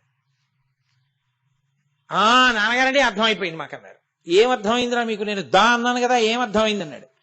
నాన్నగారండి మాకు ఆకలి ఉండదు, మాకు దాహం ఉండదు, మా శరీరాలకి వృద్ధాప్యం ఉండదు, ఎప్పుడూ యవ్వనంలో ఉంటాం, స్వర్గం నిండా భోగాలు, కాబట్టి మాకు భయం లేదు, కాబట్టి భోగాలు అనుభవిస్తూనే ఉంటాం. ఇంత యవ్వనం ఉండి మృత్యువు లేకుండా అమృతం తాగి ఇంత శక్తి ఉండి ఇన్ని భోగాలున్నా మమ్మల్ని మేము నియంత్రించుకొని భోగాలకి దూరంగా ఉండమని మీరు మాకు ఉపదేశం చేశారు. దా అంటే దమం. దమయ మనయ విషయ మృగతృష్ణాం భూతదయాం విస్తారయతారయ సంసార సాగరత అంటారు శంకర భగవత్పాదులు షట్పదీ స్తోత్రంలో. దమయ శమయ మనయ విషయ మృగతృష్ణాం. దమము అంటే మనస్సును నిగ్రహించడం. మా మనస్సును నిగ్రహించుకోమని మీరు చెప్పారు నాన్నగారు. మీకు అర్థమైంది రాపోండి అన్నాడు. దేవతలు వెళ్ళిపోయారు, మనుష్యులు వెళ్ళారు. మీరు మాకు మీరేగా తండ్రి, నాన్నగారు మేమేం నేర్చుకోవాలి మీ దగ్గర? దా మళ్ళీ దా అన్నాడు. నాన్నగారని అర్థమైంది. ఏమిటి అర్థమైంది నీకు? ఏం చేయమని చెప్పాను? దత్త. మనుష్య ఉపాధికి ఉన్న లక్షణం ఏమిటంటే ఎంతొచ్చినా దాచేయడమే, ఇలా పెట్టడం రాదు. అందుకే ఈశ్వరుడు ఇలా వెనక్కి వెళ్ళడానికి చెయ్యికి అంగీకారం ఇవ్వలేదు, ఇలాగే ఇచ్చాడు. ఇలా తీసి ఇలా ఇవ్వడానికి ఇచ్చాడు, కానీ ఇలా వెనక్కి తీయకు పెట్టడంలో వెనక్కి మడుచుకునే అవకాశం లేదు. దీన్ని అమెరికా అలా పెట్టాడు ఈశ్వరుడు. ఇలా వెనక్కి తీసేయడం అలవాటు చేసిన ఎప్పుడు వెనక్కి ఎట్టుకు తిరుగుతావేమో చేతులని. కాబట్టి దత్త ఇవ్వడం నేర్చుకో. ఇవ్వడం నేర్చుకుంటే నువ్వు తరిస్తావు. ధార్మికంగా ఇయ్యి, నేనిస్తున్నానని ఇవ్వకు, సిగ్గుపడుతూ ఇయ్యి. అది నేర్చుకో మనుష్యుడిగా. అది ప్రధాన ధర్మం రా. అవును నాన్నగారు మాకు అర్థమైంది, వెళ్ళిరామా? వెళ్ళిరండి, శుభం భూయాత్. రాక్షసులు వచ్చారు, వాళ్ళు కొడుకులేగా. నాన్నగారండి మేమేం నేర్చుకోవాలి? నవ్వు నవ్వి ఆయన అన్నాడు, దా. అంటే మాకు దాయే, వచ్చిన వాళ్ళందరికీ ఒకే ఇంజక్షన్ లాగా. అంటే ఏమర్థమైందిరా మీకు? నాన్నగారు మాకు అర్థమైపోయింది, మేము ఎప్పుడు ఎవరినో వాళ్ళని కొడుతుంటాం, మాకు అదో సంతోషం. మాకు సంతోషం ఏమిటంటే ఇంకోటి ఏడిస్తేనే, అది ఎవరినో ఏడిపించి మేము సంతోషిస్తుంటాం. అలా ఏడిపించకండిరా, ప్రాణుల పట్ల దయతో ఉండండి అని చెప్పడానికి దా అన్నారు. దయ, మాకు దయ ఉండాలి, మేము దయతో ఉండడం నేర్చుకుంటాం నాన్నగారండి, వెళ్ళిరండి అనగానే ఇప్పుడు మనం ఏమనుకుంటామంటే, కాబట్టి మనకి దత్త ఒకటే అన్వయం అవుతుంది. మనకి దమం అక్కర్లేదు, దేవతలం కాదు, దయ అక్కర్లేదు, రాక్షసులం కావు అనుకోకూడదు. ఎందుకో తెలుసా అండి, మీరు అందరికీ అన్నీ పెట్టగలుగుతూ కూడా మీ కోరికల్ని మీరు, మీ ఇంద్రియాలని మీరు అదుపు చేసుకోలేకపోతుంటే ఇంకా మీరు దేవతల యొక్క అవలక్షణాలు మీలో ఉన్నాయి, పోవాలి కదా. అందుకని దమాన్ని కూడా తీసుకోవాలి. మీరు ఎంతమందికి ఇన్ని పెట్టినా ఇంకోటి ఏడుస్తుంటే సంతోషించే గుణం ఒకటి మీలో ఉందనుకోండి, అది కూడా కావాలంటే రాక్షసుడు ఉన్నాడు కాబట్టి అప్పుడు దయ కూడా తీసుకోవాలి. కాబట్టి మనుష్యులలో 3 తీసుకోవడానికి అవసరం లేనన్ని మంచి గుణాలు ఉండిపోయాయని నేను అనుకోవట్లేదు. కాబట్టి 3 మనకి మాత్రం అవసరం అవుతాయి. కాబట్టి 3 తీసుకుంటున్నాం. అందుకే ద మీద ఆ దయ, ఆ దానము, ధర్మము. ధర్మం అత్యంత ప్రధానము. ఆ ధర్మం మీద అనురక్తిని, ధార్మిక జీవనాన్ని ఇవ్వగలిగిన వాడెవరో ఆయన రుద్రుడు. అందుకే ఆయన ఘోర రూపంతో ఉంటాడు. ఆయనే శాంతంగా ఉంటాడు. ప్రమథగణములు అంటాం కదండి. ప్రమథగణాలంటే అర్థం ఏమిటో తెలుసా? ప్రమథగణము అంటే ప్రమథ అంటే ప్రమద్యంతీతి ఇది ప్రమథ, ప్రమద్యంతి శత్రూన్ ఇది ప్రమద. శివుడికి కోపం వచ్చి ఏమిటి వాడు అలాగా అన్నాడు అనుకోండి, వాళ్ళు వెళ్ళి మీద పడి పీక్కు తినేసి నెత్తురు తాగి రక్తం తాగి మాంసం తినేస్తారు. వాళ్ళు సభలో ప్రశాంతంగా ఉంటారు. అంటే శివుడు ఏంట్రా వాడు అనకపోతే వాడు ప్రశాంతంగా ఉంటాడు. శివుడు ఎవరినైనా ఏమిట్రా వాడు అన్నాడు అనుకోండి, వీళ్ళు పీక్కు తినేస్తారు. అంటే శివుడి మనసెరిగి ప్రవర్తించే వాళ్ళు ఎవరో వాళ్ళు ప్రమథగణాలు. శివుడు మీ పట్ల ప్రసన్నంగా ఉన్నారనుకోండి, వాళ్ళు మిమ్మల్ని జబ్బలు ఎక్కించుకు తిప్పుతారు. శివుడు అప్రసన్నంగా ఉన్నారనుకోండి, వాళ్ళ కోపం వస్తుంది. శివుడు ప్రసన్నం అవడం, శివుడు అప్రసన్నం అవడం ఎందుకు అవుతుందో తెలుసా అండి? నేను మీకు అదే ధర్మం అంటే ఏమిటో చెప్పింది. నేను ఇంకొక అదొక అలా పోతుంటుంది ఏమిటి, స్కాంద పురాణంలో ఒక అత్యద్భుతమైన ఘట్టం ఉంది. పరమేశ్వరుడికి నంది మహాకాళ అని ఇద్దరు ద్వారపాలకులు ఉంటారు. వాళ్ళిద్దరు ఎప్పుడు ఇలా పట్టుకుని ఉంటారు. ఏదో విన్స్టన్ చర్చిల్ ఇంగ్లాండ్ లో ఎన్నికల ప్రచారం చేస్తూ ఈ సింబల్ కనిపెట్టాడు, వి ఫర్ విక్టరీ అని లాండం. అప్పటి నుంచి ఇదోటి అలవాటు అయింది అందరికి, ఆ వి గుర్తు పెడుతూ ఉంటారు. అలా ఆ ద్వారపాలకులు ఇద్దరు నంది మహాకాళులు ఇలా ఉంటారు. నంది అంటే ఎదురుగుండా ఉండేటటువంటి వృషభ రూపమైన నంది అనుకోకండి. పూర్వకాలంలో ఒక మహారణ్యంలో ఒక దేవాలయం ఉండి అందులో శివలింగం ఉండేది. ఆ అటవికి దగ్గరలోనే ఒక గ్రామం ఉండేది. ఆ గ్రామంలో అత్యంత ఐశ్వర్యవంతుడైనటువంటి ఒక వైశ్యుడు ఉండేవాడు. ఆయన పేరు నంది. ఆయన ప్రతిరోజు బ్రాహ్మణుల్ని వెంట పెట్టుకొచ్చి ఆ శివాలయం అంతా శుభ్రం చేసి శివలింగం మీద నిర్మాల్యం తీసేసి పంచామృతాలతో అభిషేకం చేసి వజ్రాలు, వైఢూర్యాలు, ముత్యాలు, మరకతాలు, మాణిక్యాలతో పూజ చేసేవాడు ఆయన శివలింగానికి. ఇంటికి పట్టుకెళ్ళేవాడు కాదు, అలా వదిలేసి వెళ్ళిపోయేవాడు. రోజు ఇలా జరిగిపోతోంది. నల్లగా 7.5 అడుగుల ఎత్తు, ఏనుగు తొండాల్లాంటి భుజాలు, భయంకరమైన రూపం, వారానికి ఒకసారి స్నానం చేసే అలవాటున్న ఒక కిరాతుడు ఓ రోజున అక్కడే ఉన్నటువంటి ఏట్లో స్నానానికి వచ్చాడు వేటాడి. ఆయన స్నానం చేశాడు. జన్మజన్మాంతర సుకృతం ఎవరికెప్పుడు ఎందుకు మార్పు వస్తుందో ఎవరికి తెలుసు. ఆయన స్నానం చేసి తన ధనస్సు పట్టుకుని ఆ తెచ్చుకున్నటువంటి చెవుల పిల్లి లాంటి దాన్ని ఒక దాన్ని ఆ తోలంతా కాల్చేసి బాణానికి పెట్టి తోలు ఒలిచేసి ఆ మాంసం కట్టుకుపోతున్నాడు తిందామని. ఆయనకి గుడిలా కనపడింది ఏదో, ఇది ఏమిట్రా అని ఇలా లోపలికి చూశాడు. అంతే, అతనిలో మార్పు వచ్చేసింది. గబగబా వచ్చి ఆ ధనుర్బాణాలు అక్కడ పారేసి, నీవే తండ్రివి, నేనే కొడుకుని, ఇన్నాళ్ళు నాన్నగారు మిమ్మల్ని చూడకుండా బతుకుతున్నాను. నా తల్లి, నా తండ్రి, నా యజమాని, నా గురువు, నా దైవం, నా తోడబుట్టిన వాళ్ళన్నీ మీరే. ఇక నుంచి నేను మీకు దూరంగా బతకను, మిమ్మల్ని రోజు చూస్తూ ఉంటానన్నాడు. అని అలా ఎందుకు అవద్దు అని ఆయన ప్రతిరోజు అరణ్యంలోకి వెళ్ళి నీళ్లు తీసుకొచ్చి శివలింగానికి అభిషేకం చేసి ఆ మణులు, మాణిక్యాలు, వజ్రాలు అన్ని పక్కకి తీసేసి ఆ తెచ్చిన మాంసం మొక్క ఓ రోజున, పళ్ళు ఓ రోజున నైవేద్యం పెట్టి, నైవేద్యం అంటే పాపం ఆయనకి ఏం తెలుసు, తినమనేవాడు శివుడు తినేస్తుండేవాడు. మారేడు దళాలు కొన్ని తీసుకొచ్చి శివలింగం మీద వేస్తుండేవాడు. ఈ నంది ఇలా జరుగుతుండగా అకస్మాత్తుగా ఒక రోజు, అంటే ఈ నంది మహాకాళుడు పూజ చేయడం వచ్చి, ఆయన పేరు ఎవరికి తెలియదు. మహాకాళుడు అంటే యమధర్మరాజు ఎలా ఉంటాడో అలా ఉంటాడు కాబట్టి మహాకాళుడు అనేవారు ఆ కిరాతుణ్ణి, ఆ బోయేవాడిని. ఆయన ఒక రోజు గుళ్ళోకి వచ్చేటప్పటికి ఈయన పూజ మొదలెట్టిన రోజున ఈయన పూజ చేసిన వజ్రాలు, వైఢూర్యాలు అన్ని పక్కకు పోయి మారేడు దళాలు ఉన్నాయి, పైగా మాంసం మొక్కలు ఉన్నాయి అక్కడ, ఎముకలు. అతను చాలా బాధపడి ఇలా ఎందుకు జరిగింది అని పురోహితులను అడిగాడు. పురోహితులు అన్నారు, బెంగ పెట్టుకోక, ఏదో పొరపాటు జరిగింది, తెలియట్లేదు మనకి, రేపు పొద్దున్నే వెళ్ళి మనం అవన్నీ తుడిచేసి మనం పూజ చేసి అక్కడే కూర్చుందాం, ఏం జరుగుతుందో చూద్దాం అన్నారు. ఆ పురోహితుడు, ఈ నంది వైశ్యుడు ఇద్దరు అక్కడ నిలబడ్డారు, ఏం జరుగుతుందో చూద్దామని. ఈ మహాకాలుడు వస్తున్నాడు అంత దూరం నుంచి. ఆయన్ని చూసి హడిలిపోయారు ఇద్దరు. హడిలిపోయి శివలింగం తాటకి వెళ్ళి నొక్కారు. ఆయన వచ్చాడు, ఇగో తిన్నాడు, ఎలా పోసాడో అలాగే నోట్లో నీళ్లు ఉమిశాడు. ఆ రోజు పళ్ళట్టుకొచ్చాడు, అదృష్టం. ఆ పళ్ళు అక్కడ పెట్టాడు, మారేడు దళాలు వేసేశాడు. శివ, నేను వచ్చాను, కొడుకుని పెట్టాను, తిన్నారు కదా, నేను వీళ్ళు భోజనం చేసి కాసేపు అలా వేటాడుకుని వస్తాను, మళ్ళీ రేపు కలుద్దాం అన్నాడు, వెళ్ళిపోయాడు. వీళ్ళు చూశారు, ఇదేంట్రా ఇలాంటి పనులు చేస్తున్నాడు, అతన్ని యాన అందామంటే అలా ఉన్నాడు, భయం.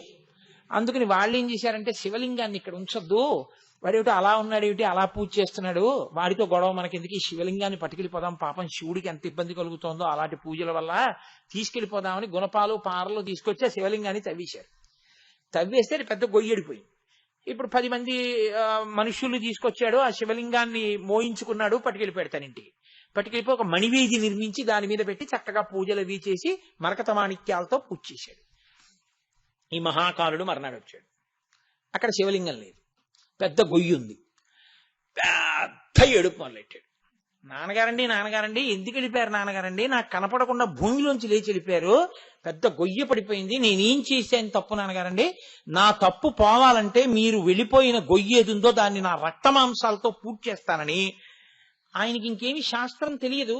అందులో నా మూఢభక్తితో పొట్ట చీల్చేసి ఆ ప్రేగులు అవన్నీ పీకేసి అందులో పడేస్తున్నాడు. పరమేశ్వరుడు ఆవిర్భవించాడు.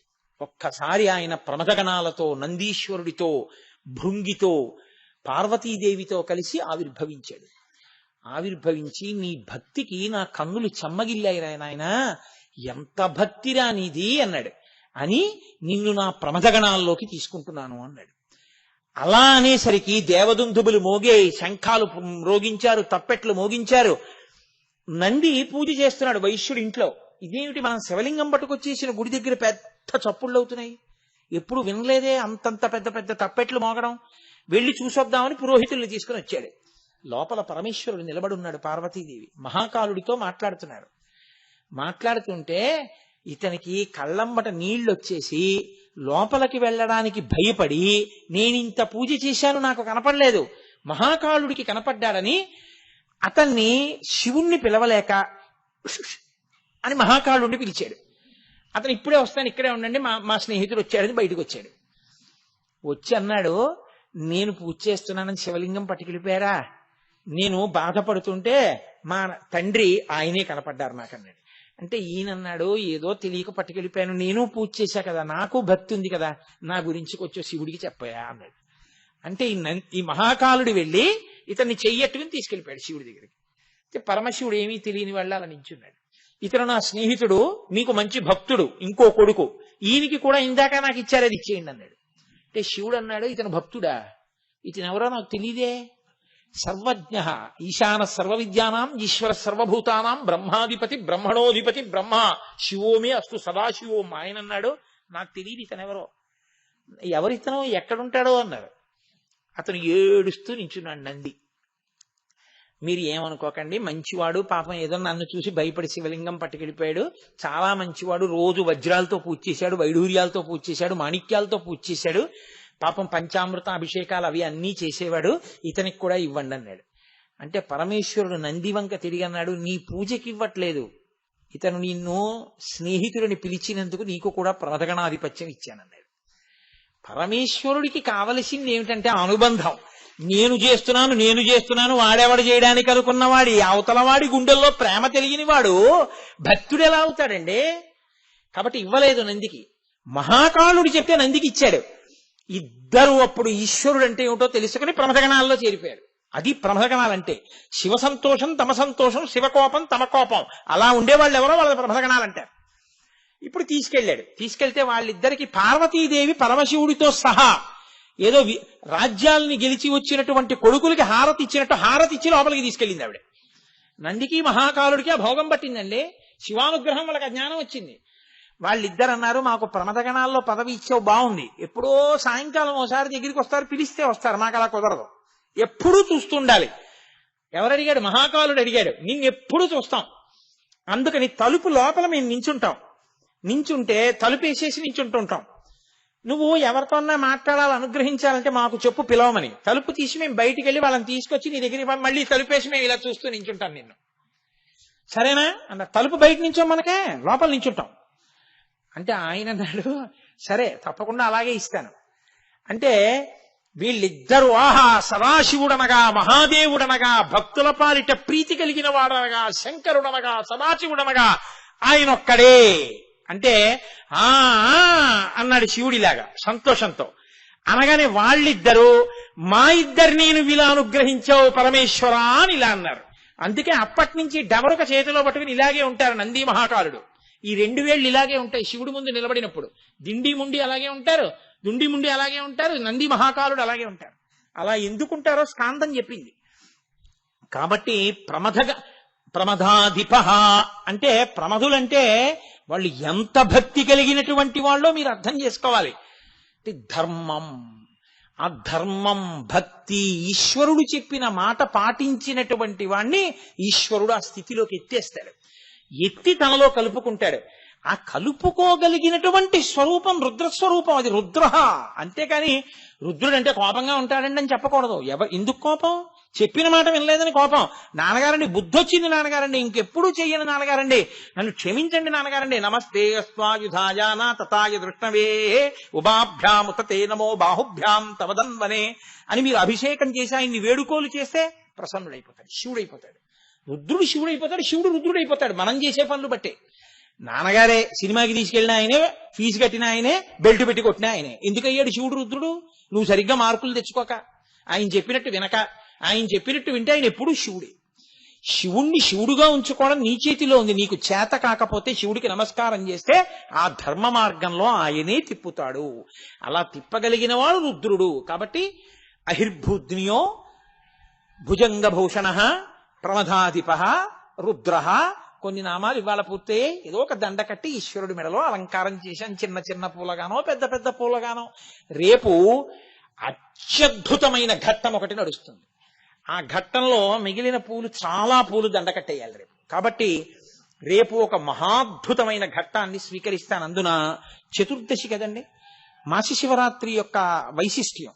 అందుకని రేపటి సాయంకాలం అంతటి అద్భుత ఘట్టంతో శివనామాలు మిగిలిన వాటిని, చాలా వాటిని దండ కట్టేస్తాను.